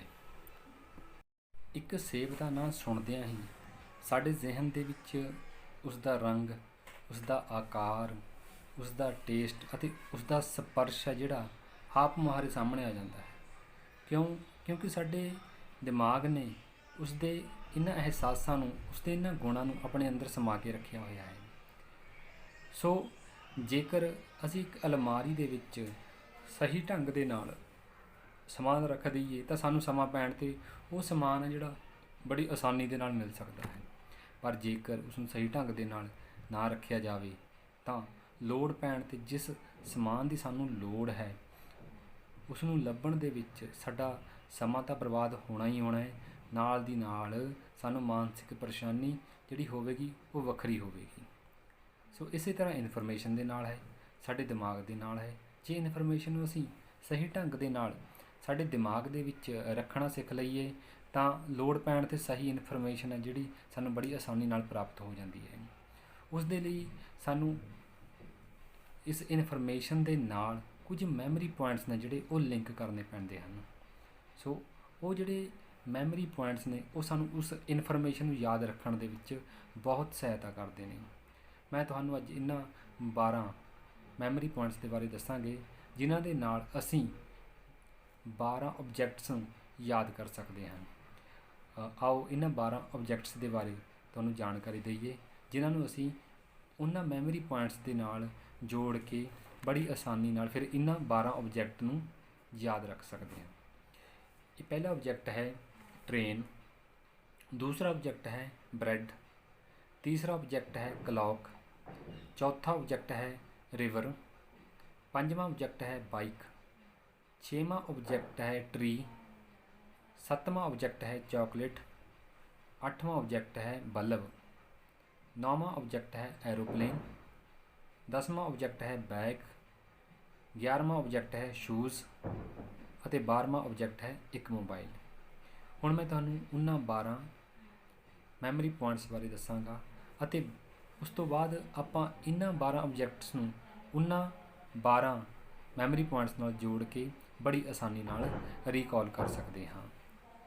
ਆਓ ਹੁਣ ਆਪਾਂ ਇਹਨਾਂ ਮੈਮਰੀ ਪੁਆਇੰਟਸ ਨੂੰ ਯਾਦ ਕਰਨ ਦੀ ਕੋਸ਼ਿਸ਼ ਕਰੀਏ ਔਰ ਇਹਨਾਂ ਦੇ ਨਾਲ ਅਸੀਂ ਉਹਨਾਂ 12 ਜਿਹੜੇ ਆਬਜੈਕਟਸ ਹਨ ਉਹਨਾਂ ਨੂੰ ਲਿੰਕ ਕਰਕੇ ਇਹਨਾਂ ਨੂੰ ਕਦੇ ਵੀ ਰੀਕਾਲ ਕਰ ਸਕਦੇ ਹਾਂ। ਸਭ ਤੋਂ ਪਹਿਲਾ ਜਿਹੜਾ ਮੈਮਰੀ ਪੁਆਇੰਟ ਹੈ 1 ਨੰਬਰ ਦੇ ਟਾਈ ਔਰ 1 ਨੰਬਰ ਦੀ ਸ਼ੇਪ ਨੂੰ ਧਿਆਨ ਨਾਲ ਦੇਖੋ। 2 ਨੰਬਰ ਦਾ ਜਿਹੜਾ ਮੈਮਰੀ ਪੁਆਇੰਟ ਹੈ ਉਹ ਹੈ ਬੱਤਕ ਦੀ ਸ਼ੇਪ ਅਤੇ 2 ਨੰਬਰ ਦੀ ਸ਼ੇਪ ਨੂੰ ਦੇਖੋ। 3 ਨੰਬਰ ਤਰਸ਼ੂਲ, 4 ਨੰਬਰ ਕੁਰਸੀ ਦੀਆਂ 4 ਲੱਤਾਂ ਜਿਹੜੀਆਂ ਸਾਨੂੰ 4 ਨੰਬਰ ਦਾ ਮੈਮਰੀ ਪੁਆਇੰਟ ਯਾਦ ਰੱਖਣ ਵਿੱਚ ਮਦਦ ਕਰਨਗੀਆਂ। 5 ਨੰਬਰ ਦਾ ਜਿਹੜਾ ਮੈਮਰੀ ਪੁਆਇੰਟ ਹੈ ਉਹ ਹੈ ਕ੍ਰੇਨ ਦੀ ਹੁੱਕ ਔਰ 5 ਨੰਬਰ ਦੇ ਵਿੱਚ ਸਮਾਨਤਾ ਨੂੰ ਦੇਖੋ। 6 ਨੰਬਰ ਦਾ ਜਿਹੜਾ ਮੈਮਰੀ ਪੁਆਇੰਟ ਹੈ ਉਹ ਹਾਥੀ ਦੀ ਸੁੰਡ। ਧਿਆਨ ਨਾਲ ਦੇਖੋ ਹਾਥੀ ਦੀ ਸੁੰਡ ਕਿਸ ਤਰ੍ਹਾਂ 6 ਨੰਬਰ ਦੀ ਤਰ੍ਹਾਂ ਦਿਖਾਈ ਦਿੰਦੀ ਹੈ। 7 ਨੰਬਰ ਦਾ ਮੈਮਰੀ ਪੁਆਇੰਟ ਹੈ ਕਹੀ। ਜਦੋਂ ਇਸ ਨੂੰ ਮੋਢਿਆਂ ਦੇ ਉੱਤੇ ਰੱਖਿਆ ਜਾਂਦਾ ਹੈ ਤਾਂ 7 ਅੰਕ ਦੀ ਤਰ੍ਹਾਂ ਦਿਸਦੀ ਹੈ। 8 ਨੰਬਰ ਦਾ ਮੈਮਰੀ ਪੁਆਇੰਟ ਹੈ ਡਮਰੂ। 9 ਨੰਬਰ ਦਾ ਮੈਮਰੀ ਪੁਆਇੰਟ ਗੁਬਾਰੇ ਨੂੰ ਇੱਕ ਧਾਗਾ ਬੰਨਿਆ ਹੈ ਜਿਹੜਾ ਕਿ ਸਾਨੂੰ 9 ਅੰਕ ਦੀ ਤਰ੍ਹਾਂ ਦਿਸ ਰਿਹਾ ਹੈ। 10 ਨੰਬਰ ਦਾ ਮੈਮਰੀ ਪੁਆਇੰਟ ਇੱਕ ਬੈਟ ਤੇ ਬਾਲ ਹੈ।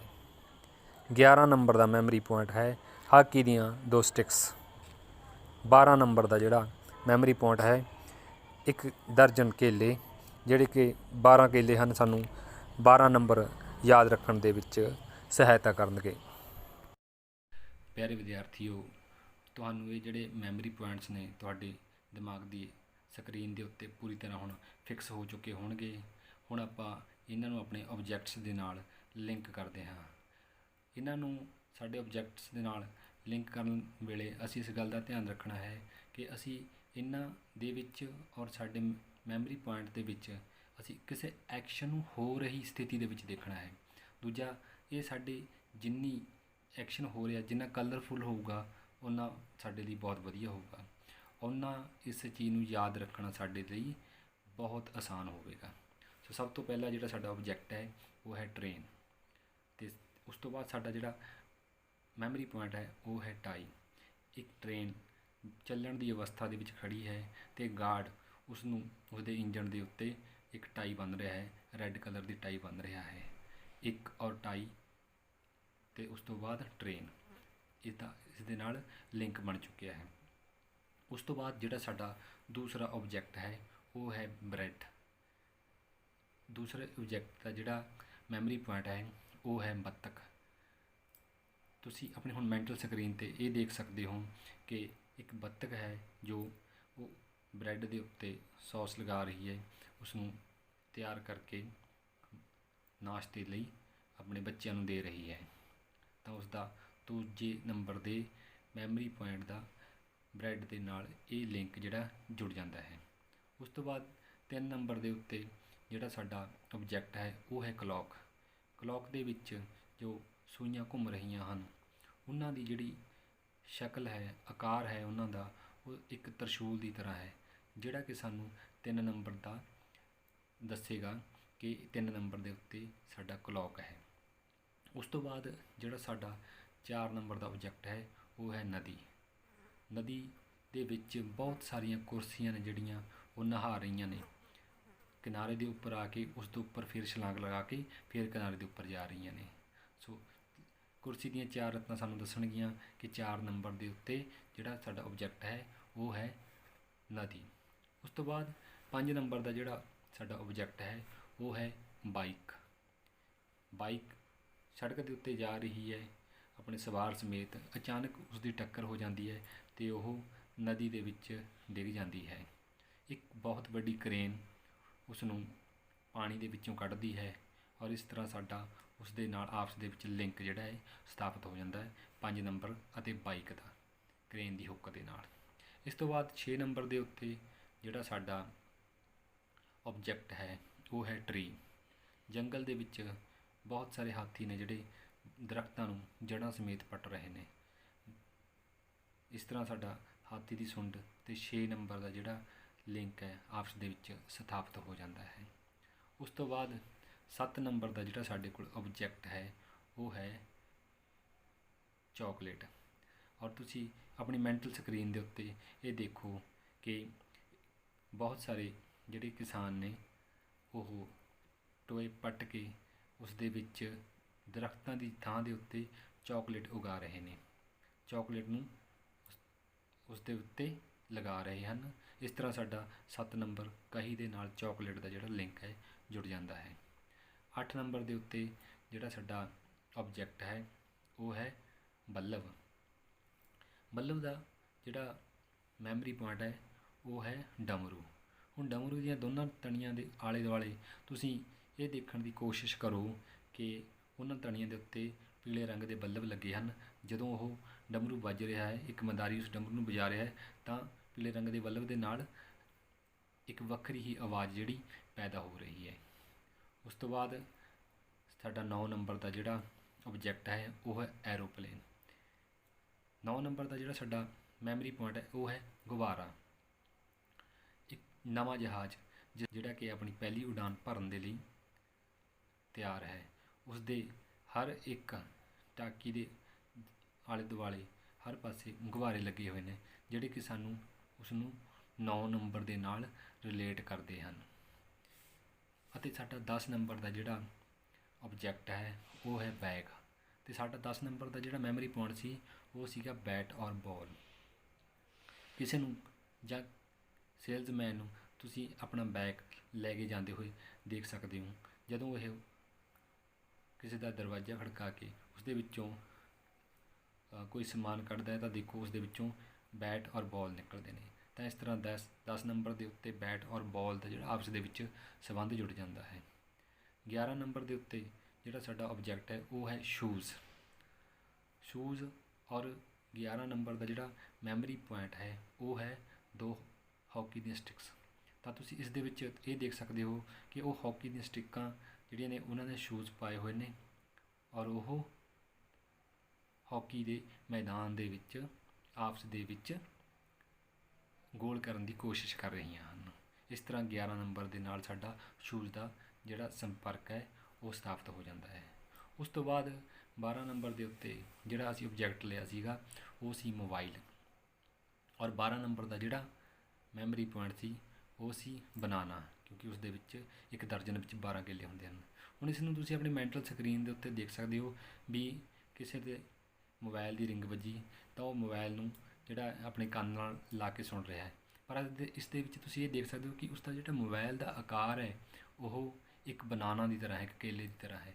ਜਦੋਂ ਤੁਸੀਂ ਇਸ ਚੀਜ਼ ਨੂੰ ਦੇਖਣ ਦੀ ਕੋਸ਼ਿਸ਼ ਕਰੋਗੇ ਤਾਂ ਤੁਹਾਨੂੰ ਇਸ ਗੱਲ ਨੂੰ ਸਮਝਣ ਵਿੱਚ ਜ਼ਰਾ ਵੀ ਦੇਰ ਨਹੀਂ ਲੱਗੇਗੀ ਕਿ 12 ਨੰਬਰ ਦੇ ਉੱਤੇ ਜਿਹੜਾ ਆਬਜੈਕਟ ਹੈ ਉਹ ਇੱਕ ਮੋਬਾਈਲ ਹੈ। ਇਸ ਤਰ੍ਹਾਂ ਪਿਆਰੇ ਬੱਚਿਓ ਇਹ ਚੀਜ਼ ਜਿਹੜੀ ਹੈ ਬੜੀ ਹੀ ਇੰਟਰਸਟਿੰਗ ਹੈ ਔਰ ਇਹ ਕਰਕੇ ਤੁਹਾਨੂੰ ਆਨੰਦ ਵੀ ਆਵੇਗਾ ਔਰ ਤੁਸੀਂ ਆਪਣੀ ਮੈਮਰੀ ਨੂੰ ਹੋਰ ਜ਼ਿਆਦਾ ਤੇਜ਼ ਕਰ ਸਕਦੇ ਹੋ। ਇਸ ਦੇ ਨਾਲ ਹੀ ਇਸ ਦੇ ਵਿੱਚ ਜਿੰਨਾ ਤੁਸੀਂ ਹਾਸੋਹੀਣੇ ਢੰਗ ਦੇ ਨਾਲ ਰੈਡੀਕਲਸ ਮੈਥਡ ਦੇ ਨਾਲ ਸੋਚਣ ਦੀ ਕੋਸ਼ਿਸ਼ ਕਰੋਗੇ ਨਾ, ਓਨਾ ਵਧੀਆ ਤੁਹਾਡੇ ਲਈ ਇਸ ਚੀਜ਼ ਨੂੰ ਯਾਦ ਰੱਖਣਾ ਹੋਵੇਗਾ। ਸੋ ਇਸ ਦੇ ਨਾਲ ਹੀ ਬੱਚਿਓ ਤੁਹਾਡੇ ਵੱਲੋਂ ਕਈ ਵਾਰ ਸਾਨੂੰ ਇਹ ਸਮੱਸਿਆ ਜਿਹੜੀ ਹੈ ਆਉਂਦੀ ਹੈ ਕਿ ਸਾਨੂੰ ਜਿਹੜਾ ਪੜ੍ਹਾਈ ਦੇ ਵਿੱਚ ਸਾਡਾ ਮਨ ਨਹੀਂ ਲੱਗਦਾ ਹੈਗਾ। ਉਸ ਦੇ ਲਈ ਮੈਂ ਤੁਹਾਨੂੰ ਇੱਕ ਟਿਪ ਹੋਰ ਦਿੰਦਾ ਹੈ ਕਿ ਇਹ ਗੱਲ ਮੈਂ ਤੁਹਾਨੂੰ ਕਹਿਣਾ ਚਾਹਾਂਗਾ ਕਿ ਤੁਸੀਂ ਜਦੋਂ ਵੀ ਕੋਈ ਕੰਮ ਕਰਨਾ ਹੈ ਤਾਂ ਇੱਕ ਆਦਤ ਬਣਾ ਲਓ ਕਿ ਇੱਕ ਟਾਈਮ ਦੇ ਉੱਤੇ ਇੱਕ ਹੀ ਕੰਮ ਕੀਤਾ ਜਾਵੇ। ਜੇਕਰ ਅਸੀਂ ਖੇਡ ਰਹੇ ਹਾਂ ਤਾਂ ਉਸ ਸਮੇਂ ਸਿਰਫ ਖੇਡਿਆ ਹੀ ਜਾਵੇ, ਆਪਣਾ ਧਿਆਨ ਹੋਰ ਪਾਸੇ ਨਾ ਲੈ ਕੇ ਜਾਇਆ ਜਾਵੇ। ਜੇ ਅਸੀਂ ਖਾਣਾ ਖਾ ਰਹੇ ਹਾਂ ਤਾਂ ਉਸ ਸਮੇਂ ਖਾਣਾ ਹੀ ਖਾਇਆ ਜਾਵੇ।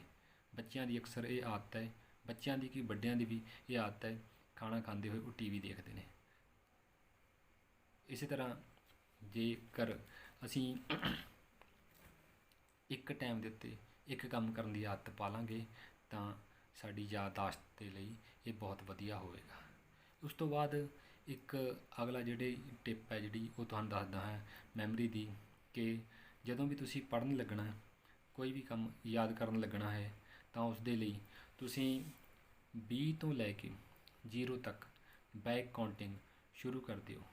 ਆਰਾਮ ਨਾਲ ਉਸ ਨੂੰ ਆਪਣੇ ਮਨ ਦੇ ਵਿੱਚ ਦੁਹਰਾਉਂਦੇ ਜਾਓ ਔਰ ਜਿਉਂ-ਜਿਉਂ ਤੁਸੀਂ ਬੈਕ ਕਾਊਂਟਿੰਗ ਗਿਣਦੇ ਜਾਓਗੇ ਤਾਂ ਯਕੀਨ ਮੰਨਿਓ 0 ਤੱਕ ਆਉਂਦੇ ਜਿਹੜਾ ਤੁਹਾਡਾ ਮਨ ਇੱਧਰ ਉੱਧਰ ਭਟਕ ਰਿਹਾ ਹੁੰਦਾ ਉਹ ਸਹੀ ਟਿਕਾਣੇ ਦੇ ਉੱਤੇ ਆ ਜਾਂਦਾ ਹੈ ਔਰ ਜਿਹੜਾ ਤੁਸੀਂ ਕੁਝ ਪੜ੍ਹਨਾ ਹੁੰਦਾ ਹੈ ਉਸ ਤੋਂ ਬਾਅਦ ਜਿਹੜਾ ਕੁਝ ਪੜ੍ਹਾਂਗੇ ਉਹ ਤੁਹਾਨੂੰ ਬਹੁਤ ਹੀ ਵਧੀਆ ਢੰਗ ਦੇ ਨਾਲ ਯਾਦ ਹੋਵੇਗਾ। ਇਸ ਕਰਕੇ ਮੈਂ ਅਕਸਰ ਕਲਾਸ ਦੇ ਵਿੱਚ ਵੀ ਬੱਚਿਆਂ ਦੇ ਨਾਲ ਇਸ ਗੱਲ ਨੂੰ ਡਿਸਕਸ ਕਰਦਾ ਹੁੰਦਾ ਕਿ ਪਿਆਰੇ ਵਿਦਿਆਰਥੀਓ ਵੀ ਇਹ ਸਾਡੇ ਜਿਹੜੇ ਕੱਪੜੇ ਨੇ, ਇਹ ਜਿਹੜੇ ਸਾਡੇ ਕੋਲ ਵਸਤੂਆਂ ਸਾਨੂੰ ਦਿਸਦੀਆਂ ਨੇ, ਇਹਨਾਂ ਨੇ ਸਮਾਂ ਪਾ ਕੇ ਹੌਲੀ ਹੌਲੀ ਘੱਟ ਜਾਣਾ, ਪਰ ਸਾਡੇ ਕੋਲ ਇੱਕ ਦਿਮਾਗ ਹੈ, ਅਸੀਂ ਜਿੰਨੀ ਇਸ ਦੀ ਜ਼ਿਆਦਾ ਵਰਤੋਂ ਕਰਾਂਗੇ ਓਨਾ ਜ਼ਿਆਦਾ ਇਹ ਤੇਜ਼ ਹੁੰਦਾ ਹੈ। ਸੋ ਇਸ ਕਰਕੇ ਮੈਨੂੰ ਉਮੀਦ ਹੈ ਕਿ ਤੁਸੀਂ ਇਹਨਾਂ ਗੱਲਾਂ ਨੂੰ ਧਿਆਨ ਵਿੱਚ ਰੱਖੋਗੇ ਔਰ ਇਹਨਾਂ ਟਿਪਸ ਨੂੰ ਧਿਆਨ ਵਿੱਚ ਰੱਖਦੇ ਹੋਏ ਇਹਨਾਂ ਨੂੰ ਇਸਤੇਮਾਲ ਕਰਕੇ ਆਪਣੀ ਜ਼ਿੰਦਗੀ ਦੇ ਵਿੱਚ ਉਤਾਰੋਗੇ ਅਤੇ ਆਪਣੀ ਜ਼ਿੰਦਗੀ ਦੇ ਵਿੱਚ ਮਨ ਚਾਹੇ ਮੁਕਾਮ ਜਿਹੜੇ ਹਾਸਲ ਕਰੋਗੇ। ਧੰਨਵਾਦ। ਪਿਆਰੇ ਵਿਦਿਆਰਥੀਓ, ਜਿਵੇਂ ਤੁਹਾਨੂੰ ਪਤਾ ਕਿ ਸਰਕਾਰੀ self smart senior secondary school Narayangarh ਜ਼ਿਲ੍ਹਾ ਫਤਿਹਗੜ੍ਹ ਸਾਹਿਬ ਵਿੱਚ ਪ੍ਰਿੰਸੀਪਲ ਡਾਕਟਰ RK ਸ਼ਰਮਾ ਦੀਆਂ ਹਦਾਇਤਾਂ ਅਨੁਸਾਰ ਦੂਜਾ ਸਮਰ ਕੈਂਪ ਚੱਲ ਰਿਹਾ, ਜਿਹਦੀ ਚੌਥੀ ਐਕਟੀਵਿਟੀ ਦਾ ਨਾਮ ਹੈਗਾ ਮੈਮਰੀ ਟਿਪਸ, ਜਿਹਦੇ ਵਿੱਚ ਅਸੀਂ ਮੈਮਰੀ ਟਿਪਸ ਬਾਰੇ, ਮੈਮਰੀ ਨੂੰ ਕਿਵੇਂ ਆਪਾਂ ਇਨਕਰੀਜ਼ ਕਰ ਸਕਦੇ ਹਾਂ, ਇਹਦੇ ਬਾਰੇ ਤੁਹਾਨੂੰ ਅਸੀਂ ਜਾਣਕਾਰੀ ਦੇਵਾਂਗੇ। ਇਹਦੇ ਵਿੱਚ ਮੈਂ ਕਮਲ ਸ਼ਰਮਾ, ਕੰਪਿਊਟਰ ਫੈਕਲਟੀ, ਸਰਕਾਰੀ ਸੀਨੀਅਰ ਸੈਕੰਡਰੀ ਸਕੂਲ ਨਾਰਾਇਣਗੜ੍ਹ, ਤੁਹਾਡਾ ਸਵਾਗਤ ਕਰਦਾ ਹਾਂ। ਬੇਟੇ ਤੁਸੀਂ ਦੇਖਿਆ ਹੋਣਾ ਕਿ ਕਈ ਵਿਦਿਆਰਥੀ ਚੀਜ਼ਾਂ ਨੂੰ ਬਹੁਤ ਜਲਦੀ ਯਾਦ ਕਰ ਲੈਂਦੇ ਨੇ, ਤੇ ਕਈ ਵਿਦਿਆਰਥੀ ਇੱਕੋ ਚੀਜ਼ ਨੂੰ ਬਾਰ-ਬਾਰ ਪੜ੍ਹਦੇ ਆ ਪਰ ਉਹ ਚੀਜ਼ ਉਹਨਾਂ ਦੇ ਯਾਦ ਨਹੀਂ ਹੁੰਦੀ। ਇੱਦਾਂ ਹੀ ਆਪਣੇ ਜਨਰਲ ਗੱਲਾਂ ਵੀ ਨੇ, ਕਈ ਚੀਜ਼ਾਂ ਆਪਾਂ ਬਹੁਤ ਜਲਦੀ ਭੁੱਲ ਜਾਂਦੇ ਆ ਤੇ ਕਈ ਚੀਜ਼ਾਂ ਆਪਾਂ ਨੂੰ ਯਾਦ ਰਹਿੰਦੀਆਂ ਨੇ। ਖਾਸ ਤੌਰ ਤੇ ਜਿਹੜੀ ਪੜ੍ਹਾਈ ਆ ਉਹ ਕਾਫੀ ਬੱਚੇ ਨੂੰ ਸਮੱਸਿਆ ਆਉਂਦੀ ਹੈ ਕਿ ਆਪਾਂ ਬਾਰ-ਬਾਰ ਪੜ੍ਹਦੇ ਹਾਂ ਪਰ ਆਪਾਂ ਨੂੰ ਪੜ੍ਹਿਆ ਹੋਇਆ ਯਾਦ ਨਹੀਂ ਰਹਿੰਦਾ। ਤਾਂ ਬੱਚੇ ਸਾਨੂੰ ਕਈ ਵਾਰ ਪੁੱਛਦੇ ਵੀ ਨੇ ਵੀ ਸਰ ਸਾਨੂੰ ਇਹ ਚੀਜ਼ਾਂ ਯਾਦ ਨਹੀਂ ਰਹਿੰਦੀਆਂ, ਅਜਿਹਾ ਕਿਉਂ ਹੁੰਦਾ? ਕਦੇ ਆਪਾਂ ਇਹਦੇ ਬਾਰੇ ਗੌਰ ਕੀਤੀ ਆ? ਜਾਂ ਆਪਾਂ ਨੂੰ ਕਈ ਵਾਰੀ ਇਹ ਲੱਗਦਾ ਵੀ ਸਾਡੇ ਕੋਲ ਕੋਈ ਇਹੋ ਜਿਹਾ ਤਰੀਕਾ ਆ ਜਾਵੇ ਵੀ ਅਸੀਂ ਚੀਜ਼ਾਂ ਨੂੰ ਫਟਾਫਟ ਯਾਦ ਰੱਖ ਸਕੀਏ? ਤਾਂ ਬੇਟੇ ਇਹੀ ਥੋੜ੍ਹੀ ਜਿਹੀ ਟਿਪਸ ਨੇ ਅਸੀਂ ਜਿਹੜੀ ਮੈਮਰੀ ਨੂੰ ਵਧਾਉਣ ਦੇ ਲਈ ਅਸੀਂ ਵਰਤ ਸਕਦੇ ਹਾਂ। ਇਹਦੇ ਲਈ ਬੇਟੇ ਸਾਨੂੰ ਪਹਿਲਾਂ ਇਹ ਸੋਚਣਾ ਪਊਗਾ ਵੀ ਅਸੀਂ ਚੀਜ਼ਾਂ ਨੂੰ, ਕਿਹੜੀਆਂ ਚੀਜ਼ਾਂ ਸਾਨੂੰ ਯਾਦ ਰਹਿੰਦੀਆਂ ਨੇ ਤੇ ਕਿਹੜੀਆਂ ਚੀਜ਼ਾਂ ਸਾਡੀ ਯਾਦ ਨਹੀਂ ਰਹਿੰਦੀਆਂ। ਤੁਸੀਂ ਦੇਖਿਆ ਨਾ ਵੀ ਜਿਵੇਂ ਇੱਕ ਫॉर ਐਗਜ਼ਾਮਪਲ ਲੈਂਦੇ ਹਾਂ ਵੀ ਜਿਸ ਤਰ੍ਹਾਂ ਕੋਈ ਫਿਲਮ ਆ, ਉਹਦੀ ਸਟੋਰੀ ਤੁਹਾਨੂੰ ਯਾਦ ਰਹਿ ਜਾਂਦੀ ਹੈ, ਠੀਕ ਹੈ। ਕੋਈ ਤੁਸੀਂ ਚੰਗਾ ਸੀਰੀਅਲ ਦੇਖਦੇ ਹੋ, ਨਾਟਕ ਦੇਖਦੇ ਹੋ, ਉਹ ਚੀਜ਼ਾਂ ਤੁਹਾਨੂੰ ਯਾਦ ਰਹਿ ਜਾਂਦੀਆਂ ਨੇ। ਤੁਸੀਂ ਕਿਸੇ ਦੋਸਤ ਮਿੱਤਰ ਨੂੰ ਮਿਲਦੇ ਹੋ, ਉਹਦੀਆਂ ਗੱਲਾਂ ਤੁਹਾਡੇ ਯਾਦ ਰਹਿ ਜਾਂਦੀਆਂ ਨੇ, ਠੀਕ ਹੈ। ਫਿਰ ਆਪਾਂ ਨੂੰ ਪੜ੍ਹਿਆ ਹੋਈ ਕਿਉਂ ਨਹੀਂ ਯਾਦ ਰਹਿੰਦਾ? ਇਹਦਾ ਕਾਰਨ ਕੀ ਆ? ਆਪਣਾ ਇੰਟਰਸਟ, ਸ਼ੌਂਕ। ਵੀ ਜਿਹੜੀ ਚੀਜ਼ ਵਿੱਚ ਸਾਡਾ ਜਿਹੜਾ ਦਿਮਾਗ ਆ ਉਹ ਇੰਟਰਸਟ ਨੂੰ ਸ਼ੋਅ ਕਰਦਾ, ਉਹ ਚੀਜ਼ਾਂ ਸਾਡੇ ਯਾਦ ਰਹਿੰਦੀਆਂ ਨੇ। ਯਾਨੀ ਜਿਹੜੀਆਂ ਚੀਜ਼ਾਂ ਸਾਨੂੰ ਵਧੀਆ ਲੱਗਦੀਆਂ ਨੇ, ਜਿਹਦੇ ਵਿੱਚ ਸਾਡਾ ਸ਼ੌਂਕ ਆ, ਇੰਟਰਸਟ ਆ, ਉਹ ਚੀਜ਼ਾਂ ਅਸੀਂ ਜਲਦੀ ਜਿਹੜੀਆਂ ਨੇ ਯਾਦ ਰੱਖ ਲੈਂਦੇ ਹਾਂ। ਤੇ ਜਿਹੜੀਆਂ ਚੀਜ਼ਾਂ 'ਚ ਸਾਡਾ ਸ਼ੌਂਕ ਹੀ ਨਹੀਂ ਹੈਗਾ, ਉਹ ਚੀਜ਼ਾਂ ਸਾਨੂੰ ਯਾਦ ਨਹੀਂ ਹੁੰਦੀਆਂ, ਠੀਕ ਹੈ। ਜਿਵੇਂ ਆਪਣੀ ਜਿਹੜੀ ਪੜ੍ਹਾਈ ਆ ਉਹ ਖਾਸ ਤੌਰ 'ਤੇ ਆਪਾਂ ਪੜ੍ਹਦੇ ਹਾਂ ਪਰ ਆਪਣੇ ਮਾਈਂਡ ਦੇ ਉੱਤੇ ਸਟ੍ਰੈਸ ਹੁੰਦੀ ਆ, ਬੋਝ ਹੁੰਦਾ, ਉਹਨੂੰ ਅਸੀਂ ਸ਼ੌਂਕ ਨਾਲ, ਇੰਟਰਸਟ ਨਾਲ ਨਹੀਂ ਪੜ੍ਹਦੇ, ਇਸ ਲਈ ਉਹ ਸਾਡੇ ਯਾਦ ਨਹੀਂ ਰਹਿੰਦੀ। ਤਾਂ ਬੇਟੇ ਮੈਮਰੀ ਟਿਪਸ ਦੇ ਵਿੱਚ ਜਿਹੜਾ ਸਭ ਤੋਂ ਵੱਡਾ ਟਿਪਸ ਤਾਂ ਇਹੀ ਆ ਕਿ ਸਾਨੂੰ ਸਭ ਤੋਂ ਪਹਿਲਾਂ ਤਾਂ ਚੀਜ਼ ਵਿੱਚ ਇੰਟਰਸਟ ਪੈਦਾ ਕਰਨਾ ਪਊਗਾ। ਵੀ ਜੇਕਰ ਸਾਨੂੰ ਚੀਜ਼ ਦੇ ਵਿੱਚ ਇੰਟਰਸਟ ਆ, ਠੀਕ ਹੈ, ਤਾਂ ਉਹ ਚੀਜ਼ ਸਾਡੇ ਆਟੋਮੈਟਿਕਲੀ ਯਾਦ ਰਹੂਗੀ। ਮੀਨਸ ਸਾਡੇ ਉਹ ਚੀਜ਼ ਦੇ ਵਿੱਚ ਇੰਟਰਸਟ ਹੋਣਾ ਜ਼ਰੂਰੀ ਆ। ਤੇ ਦੂਸਰੀ ਚੀਜ਼ ਹੁੰਦੀ ਆ ਉਹਦੇ ਵਿੱਚ ਆਪਣੇ ਕੋਲ ਵਿਜ਼ੂਅਲਾਈਜੇਸ਼ਨ, ਜਿਹਨੂੰ ਆਪਾਂ ਕਹਿੰਦੇ ਆ ਵੀ ਜਿਹੜੀਆਂ ਚੀਜ਼ਾਂ ਸੁਣਨ ਦੀ ਬਜਾਏ ਜਿਹੜੀ ਚੀਜ਼ਾਂ ਅਸੀਂ ਦੇਖਦੇ ਆ ਉਹ ਚੀਜ਼ਾਂ ਸਾਡੇ ਜਲਦੀ ਯਾਦ ਰਹਿੰਦੀਆਂ ਨੇ, ਕਿਉਂਕਿ ਉਹਦਾ ਜਿਹੜਾ ਚਿੱਤਰ ਆ, ਠੀਕ ਹੈ, ਇੱਕ ਵਿਜ਼ੂਅਲ ਇਮੇਜ ਆ, ਇੱਕ ਫੋਟੋ ਆ, ਫੋਟੋ ਸਾਨੂੰ ਜਲਦੀ ਯਾਦ ਰਹਿੰਦੀ ਆ ਬਜਾਏ ਇਸਦੇ ਕਿ ਲਿਖਿਆ ਜਾਂ ਅਸੀਂ ਸੁਣਦੇ ਆ ਇਸ ਚੀਜ਼ ਨੂੰ, ਠੀਕ ਹੈ ਨਾ। ਤਾਂ ਤੁਸੀਂ ਨੇ ਮਤਲਬ ਜਦੋਂ ਅਸੀਂ ਕੋਈ ਚੀਜ਼ ਪੜ੍ਹਦੇ ਆ, ਜਿਵੇਂ ਕੋਈ ਹਿਸਟਰੀ ਆ, ਉਹਦੀ ਕੋਈ ਕਹਾਣੀ ਆ, ਆਪਾਂ ਉਹ ਪੜ੍ਹਦੇ ਆ, ਉਹਦੀ ਵਿਜ਼ੂਅਲਾਈਜੇਸ਼ਨ ਕਰਨਾ ਸਿੱਖੋ। ਮੀਨਸ ਤੁਹਾਨੂੰ ਐਂ ਲੱਗਣਾ ਚਾਹੀਦਾ ਵੀ ਜਿਵੇਂ ਤੁਸੀਂ ਉਹਦੇ ਪਾਤਰੋਂ ਇੱਕ, ਤੇ ਉਹ ਚੀਜ਼ ਤੁਹਾਡੇ ਇੱਕ ਵੀਡੀਓ ਵਾਂਗੂ ਵੀ ਉਹ ਚੀਜ਼ ਤੁਹਾਡੇ ਆਲੇ ਦੁਆਲੇ ਘੁੰਮ ਰਹੀ ਆ, ਠੀਕ ਹੈ ਨਾ। ਤਾਂ ਤੁਸੀਂ ਉਹ ਚੀਜ਼ ਨੂੰ ਇੱਕ ਪਿਕਚਰ ਫਾਰਮ ਦੇ ਵਿੱਚ ਯਾਦ ਰੱਖੋ, ਠੀਕ ਹੈ, ਤਾਂ ਉਹ ਚੀਜ਼ ਆਪਣੇ ਬਹੁਤ ਜਲਦੀ ਯਾਦ ਰਹਿੰਦੀ ਹੈ। ਫਿਰ ਦੋ ਚੀਜ਼ਾਂ ਮੇਨ ਨੇ, ਪਹਿਲਾ ਹੈਗਾ ਇੰਟਰਸਟ, ਦੂਸਰਾ ਹੈਗਾ ਵਿਜ਼ੂਅਲਾਈਜੇਸ਼ਨ। ਜੇ ਤੁਸੀਂ ਇਹ ਦੋ ਚੀਜ਼ਾਂ ਹੀ ਸਿੱਖ ਜਾਓ ਤਾਂ ਕਾਫੀ ਹੱਦ ਤੱਕ ਤੁਹਾਡੀ ਜਿਹੜੀ ਪ੍ਰੋਬਲਮ ਆ ਸੋਲਵ ਹੋ ਜਾਂਦੀ ਹੈ। ਜਿਵੇਂ ਤੁਸੀਂ ਦੇਖਿਆ ਨਾ ਵੀ ਕਲਾਸ ਦੇ ਵਿੱਚ ਆਪਾਂ ਬੋਰਡ ਦੀ ਵਰਤੋਂ ਕਰਦੇ ਹਾਂ, ਉਹਦੇ ਵਿੱਚ ਸ਼ਬਦਾਂ ਨੂੰ ਲਿਖਿਆ ਜਾਂਦਾ ਬੋਰਡ ਦੇ ਉੱਤੇ, ਠੀਕ ਹੈ ਨਾ। ਕਈ ਚੀਜ਼ਾਂ ਦੀ ਡਾਇਗਰਾਮ ਬਣਾਈ ਜਾਂਦੀ ਆ, ਉਹ ਤੁਹਾਨੂੰ ਇੱਕ ਵਿਜ਼ੂਅਲਾਈਜੇਸ਼ਨ ਦੀ ਉਹ ਪ੍ਰੈਕਟਿਸ ਕਰਾਈ ਜਾਂਦੀ ਆ ਵੀ ਜਿਹੜੀ ਚੀਜ਼ ਤੁਸੀਂ ਵਿਜ਼ੂਅਲ ਉਹਨੂੰ ਚੰਗੀ ਤਰ੍ਹਾਂ ਦੇਖ ਲੈਂਦੇ ਹੋ, ਉਹ ਚੀਜ਼ ਆਪਣੇ ਜਲਦੀ ਯਾਦ ਰਹਿੰਦੀ ਆ। ਉਹਦੀ ਇੱਕ ਪਿਕਚਰ ਫਾਰਮ ਆਪਣਾ ਜਿਹੜਾ ਦਿਮਾਗ ਆ ਉਹ ਪਕੜ ਲੈਂਦਾ, ਕਿਉਂਕਿ ਜਿਹੜਾ ਆਪਣਾ ਸਬਕੌਂਸ਼ੀਅਸ ਮਾਈਂਡ ਆ, ਇਹਦੀ ਜਿਹੜੀ ਲੈਂਗੁਏਜ ਆ ਉਹ ਵੀ ਪਿਕਚਰ ਲੈਂਗੁਏਜ ਆ, ਉਹ ਇਮੇਜਿਸ ਨੂੰ ਸਮਝਦਾ, ਫੋਟੋਆਂ ਨੂੰ ਸਮਝਦਾ। ਤਾਂ ਫੋਟੋਆਂ, ਜਿਵੇਂ ਆਪਾਂ ਕਿਸੇ ਦਾ ਨਾਮ ਲੈਂਦੇ ਆ, ਜਿਵੇਂ ਤੁਸੀਂ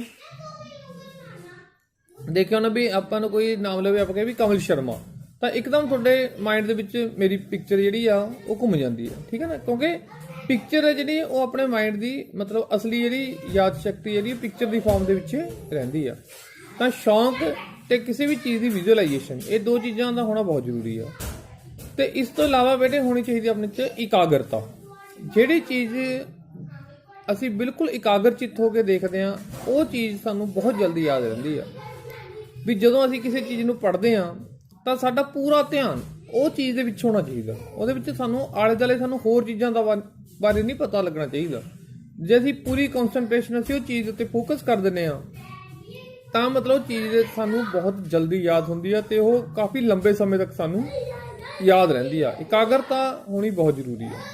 ਇਕਾਗਰਤਾ ਲਈ ਮਤਲਬ ਆਪਣੇ ਕੋਲ ਕਈ ਸਾਰੀਆਂ ਟੈਕਨੀਕਸ ਨੇ, ਜਿਵੇਂ ਤੁਸੀਂ ਤਰਾਟਕ ਕਰ ਸਕਦੇ ਹੋ। ਤਰਾਟਕ ਮਤਲਬ ਕੀ ਹੁੰਦਾ ਵੀ ਇੱਕ ਤੁਸੀਂ 3-4 ਫੁੱਟ ਦੀ ਦੂਰੀ ਦੇ ਉੱਤੇ ਇੱਕ ਬਿੰਦੂ ਲਗਾ ਦਿਓ, ਠੀਕ ਹੈ, ਇੱਕ ਨਿਸ਼ਾਨ ਲਾ ਦਿਓ ਬਿੰਦੀ ਦੇ ਤਰ੍ਹਾਂ, ਤਾਂ ਉਹਨੂੰ ਤੁਸੀਂ ਕੁਝ ਟਾਈਮ ਲਈ ਦੇਖੋ, ਤਾਂ ਇੱਕ ਤਰਾਟਕ ਹੁੰਦਾ, ਇਹਨੂੰ ਅਸੀਂ ਤਰਾਟਕ ਕਹਿੰਦੇ ਆ, ਠੀਕ ਹੈ ਨਾ। ਇੱਕ ਮਤਲਬ ਬਿਨਾਂ ਪਲਕ ਝਪਕੇ ਉਹਨੂੰ ਆਪਾਂ ਬਿੰਦੂ ਨੂੰ ਦੇਖੀ ਜਾਣਾ, ਇਹਦੇ ਨਾਲ ਆਪਣੀ ਯਾਦ ਸ਼ਕਤੀ ਵੱਧਦੀ ਆ। ਦੂਸਰਾ ਤਰੀਕਾ ਹੁੰਦਾ ਵੀ ਤੁਸੀਂ ਆਪਣੇ ਉਂਗਲੀ ਲੈ ਕੇ ਉਹਨੂੰ ਇਸ ਤਰ੍ਹਾਂ ਮੱਥੇ ਤੇ ਰੱਖ ਲਓ, ਠੀਕ ਹੈ ਨਾ, ਤੇ ਆਪਣੀ ਆਈਜ਼ ਨੂੰ ਕਲੋਜ਼ ਕਰੋ, ਆਈਜ਼ ਨੂੰ ਬੰਦ ਕਰੋ, ਤੇ ਉਹ ਮੱਥੇ ਦੇ ਉੱਤੇ ਜਿਵੇਂ ਮੈਂ ਰੱਖਿਆ ਹੋਇਆ ਸਾਹਮਣੇ ਉਂਗਲੀ ਜਿੱਦਾਂ ਕਰਕੇ ਮੱਥੇ ਦੇ ਉੱਤੇ ਰੱਖੀ ਹੋਈ ਆ, ਤਾਂ ਬਿਲਕੁਲ ਧਿਆਨ ਆਪਣਾ ਇਹ ਉਂਗਲੀ ਤੇ ਲਗਾ ਦਿਓ, ਠੀਕ ਹੈ ਨਾ। ਇਹਦੀ ਥੋੜਾ ਜਿਹਾ ਤੁਸੀਂ ਅਭਿਆਸ ਕਰੋ, 2 ਮਿੰਟ 4 ਮਿੰਟ 5 ਮਿੰਟ ਜਿੰਨਾ ਕੁ ਤੁਸੀਂ ਕਰ ਸਕਦੇ ਹੋ। ਇਹਨੂੰ 10-15 ਮਿੰਟ ਤੱਕ ਆਪਾਂ ਇਹਦਾ ਅਭਿਆਸ ਕਰ ਸਕਦੇ ਹਾਂ। ਤਾਂ ਇਹਦੇ ਨਾਲ ਜਿਹੜੀ ਤੁਹਾਡੀ ਯਾਦ ਸ਼ਕਤੀ ਆ ਬਹੁਤ ਇਨਕਰੀਜ਼ ਹੋ ਜਾਂਦੀ ਆ, ਵੱਧ ਜਾਂਦੀ ਆ, ਠੀਕ ਹੈ ਨਾ। ਤਾਂ ਤੁਹਾਡੀ ਜਿਹੜੀ ਮੈਮਰੀ ਆ ਇਨਕਰੀਜ਼ ਹੋ ਜਾਂਦੀ ਆ। ਤੇ ਇੱਕ ਤੁਸੀਂ ਹੋਰ ਦੇਖਣਾ ਤਰਾਟਕ ਦੀ ਟੈਕਨੀਕ ਹੁੰਦੀ, ਇੱਕ ਮਤਲਬ ਜਿਵੇਂ ਪਲੇਅਰਸ ਨੇ ਉਂਗਲੀ ਇੱਦਾਂ ਆਪਣੇ ਬਿਲਕੁਲ ਸਾਹਮਣੇ ਰੱਖ ਲੈਂਦੇ ਨੇ ਤੇ ਦੋਨੇ ਅੱਖਾਂ ਦੇ ਵਿੱਚ, ਤੇ ਉਹਨੂੰ ਉਹ ਉਂਗਲੀ ਨੂੰ ਮਤਲਬ ਇੱਦਾਂ ਕਰਕੇ ਘੁਮਾਉਂਦੇ ਨੇ, ਤੇ ਆਪਣੀ ਜਿਹੜੀ ਮਤਲਬ ਗਰਦਨ ਨੂੰ ਬਿਨਾਂ ਘੁਮਾਏ ਤੇ ਆਪਣੀ ਨਿਗਾਹ ਨੂੰ ਇੱਦਾਂ ਨਾਲ ਘੁਮਾਉਂਦੇ ਨੇ। ਇਹ ਵੀ ਇੱਕ ਤਰਾਟਕ ਦੀ ਟੈਕਨੀਕ ਆ, ਇਹਦਾ ਵੀ ਤੁਸੀਂ ਵਾਰ-ਵਾਰ ਇੱਦਾਂ ਕਰਕੇ ਅਭਿਆਸ ਕਰ ਸਕਦੇ ਹੋ, ਠੀਕ ਹੈ ਨਾ। ਤਾਂ ਇਹਦੇ ਨਾਲ ਤੁਹਾਡੀ ਆਈਸਾਈਟ ਵੀ ਠੀਕ ਰਹਿੰਦੀ ਹੈ ਤੇ ਆਪਣੀ ਇਕਾਗਰਤਾ ਵੀ ਵੱਧਦੀ ਆ, ਤੇ ਕਿਸੇ ਚੀਜ਼ ਨੂੰ ਤੁਸੀਂ ਫੋਕਸ ਕਰਨ ਦੇ ਵਿੱਚ ਮਤਲਬ ਤੁਹਾਡੀ ਇਹ ਹੈਲਪ ਕਰਦੀ ਆ। ਤੇ ਬਾਕੀ ਬੇਟੇ ਯੋਗ ਆਸਨਸ ਨੇ, ਠੀਕ ਹੈ ਨਾ, ਤੁਸੀਂ ਇਹ ਕਰ ਸਕਦੇ ਹੋ। ਤੇ ਥੋੜੀ ਜਿਹੀ ਫਰੈਸ਼ਨੈਸ, ਜਿਵੇਂ ਆਪਾਂ ਕਹਿੰਦੇ ਸੁਬਾਹ ਦੀ ਸੈਰ ਹੋ ਗਈ, ਠੀਕ ਹੈ ਨਾ ਜੀ, ਆਪਣੇ ਮਾਈਂਡ ਨੂੰ ਫਰੈਸ਼ ਰੱਖਣਾ, ਇਹਦੇ ਨਾਲ ਵੀ ਆਪਣੀ ਜਿਹੜੀ ਇਕਾਗਰਤਾ ਵੱਧਦੀ ਆ ਤੇ ਆਪਣਾ ਜਿਹੜਾ ਚੀਜ਼ਾਂ 'ਚ ਧਿਆਨ ਲੱਗਣਾ ਸ਼ੁਰੂ ਹੋ ਜਾਂਦਾ। ਤੇ ਇੱਕ ਬੇਟੇ ਗਾਰਬੇਜ ਚੀਜ਼ਾਂ ਕੀ ਹੁੰਦੀਆਂ? ਫਾਲਤੂ ਚੀਜ਼ਾਂ, ਮਤਲਬ ਅਸੀਂ ਫਾਲਤੂ ਜਿਹੜੀਆਂ ਚੀਜ਼ਾਂ ਕਹਿੰਦੇ ਜਦੋਂ ਅਸੀਂ ਧਿਆਨ ਹਟਾਉਂਦੇ ਹਾਂ, ਸਾਡਾ ਕੰਮ ਦੀਆਂ ਚੀਜ਼ਾਂ 'ਚ ਆਟੋਮੈਟਿਕਲੀ ਜਿਹੜਾ ਧਿਆਨ ਲੱਗਣਾ ਸ਼ੁਰੂ ਹੋ ਜਾਂਦਾ। ਤੇ ਇੱਕ ਆਪਣੇ ਕੋਲ ਮੁੰਦਰਾਵਾਂ ਦੇ ਵਿੱਚ ਇਸ ਤਰ੍ਹਾਂ ਦੀ ਮੁੰਦਰਾ ਹੁੰਦੀ ਹੈ ਵੀ ਆਪਾਂ ਉਂਗਲੀ ਨੂੰ ਇਹ ਅੰਗੂਠੇ ਨਾਲ ਰੱਖ ਕੇ 3 ਉਂਗਲੀ ਨੂੰ ਆਪਾਂ ਸਿੱਧਾ ਰੱਖ ਲੈਂਦੇ ਹਾਂ, ਠੀਕ ਹੈ ਨਾ, ਤੇ ਦੋਨਾਂ ਹੱਥ ਦੀਆਂ ਜਿਹੜੀਆਂ ਉਂਗਲੀਆਂ ਨੇ ਇੱਦਾਂ ਰੱਖਣੀਆਂ ਨੇ। ਤਾਂ ਇਹਦੇ ਨਾਲ ਵੀ ਤੁਹਾਡੀ ਜਿਹੜੀ ਇਕਾਗਰਤਾ, ਆਹ ਵਾਲੀ ਉਂਗਲੀ ਨੂੰ ਆਪਾਂ ਅੰਗੂਠੇ ਦੀਆਂ ਟਿਪਸ ਨਾਲ ਇੱਦਾਂ ਲਗਾ ਕੇ ਇਹਦੇ ਨਾਲ ਵੀ ਆਪਾਂ ਆਪਣੀ ਕਨਸੈਂਟਰੇਸ਼ਨ ਨੂੰ ਇਨਕਰੀਜ਼ ਕਰਦੇ ਹਾਂ ਤੇ ਆਪਣੀ ਮੈਮਰੀ ਨੂੰ ਆਪਾਂ ਇਨਕਰੀਜ਼ ਕਰ ਸਕਦੇ ਹਾਂ, ਠੀਕ ਹੈ ਨਾ। ਤੇ ਇੱਕ ਕਿਸੇ ਵੀ ਚੀਜ਼ ਨੂੰ ਜਦ ਤੁਸੀਂ ਸਟੋਰੀਜ਼ ਦੇ ਰੂਪ ਵਿੱਚ ਦੇਖਣਾ ਸ਼ੁਰੂ ਕਰ ਦਿੰਦੇ ਹੋ, ਮਹਿਸੂਸ ਕਰਨਾ ਸ਼ੁਰੂ ਕਰ ਦਿੰਦੇ ਹੋ, ਤਾਂ ਜਿਹੜੀ ਤੁਹਾਡੀ ਇਕਾਗਰਤਾ ਉਹ ਵੱਧ ਜਾਂਦੀ ਆ।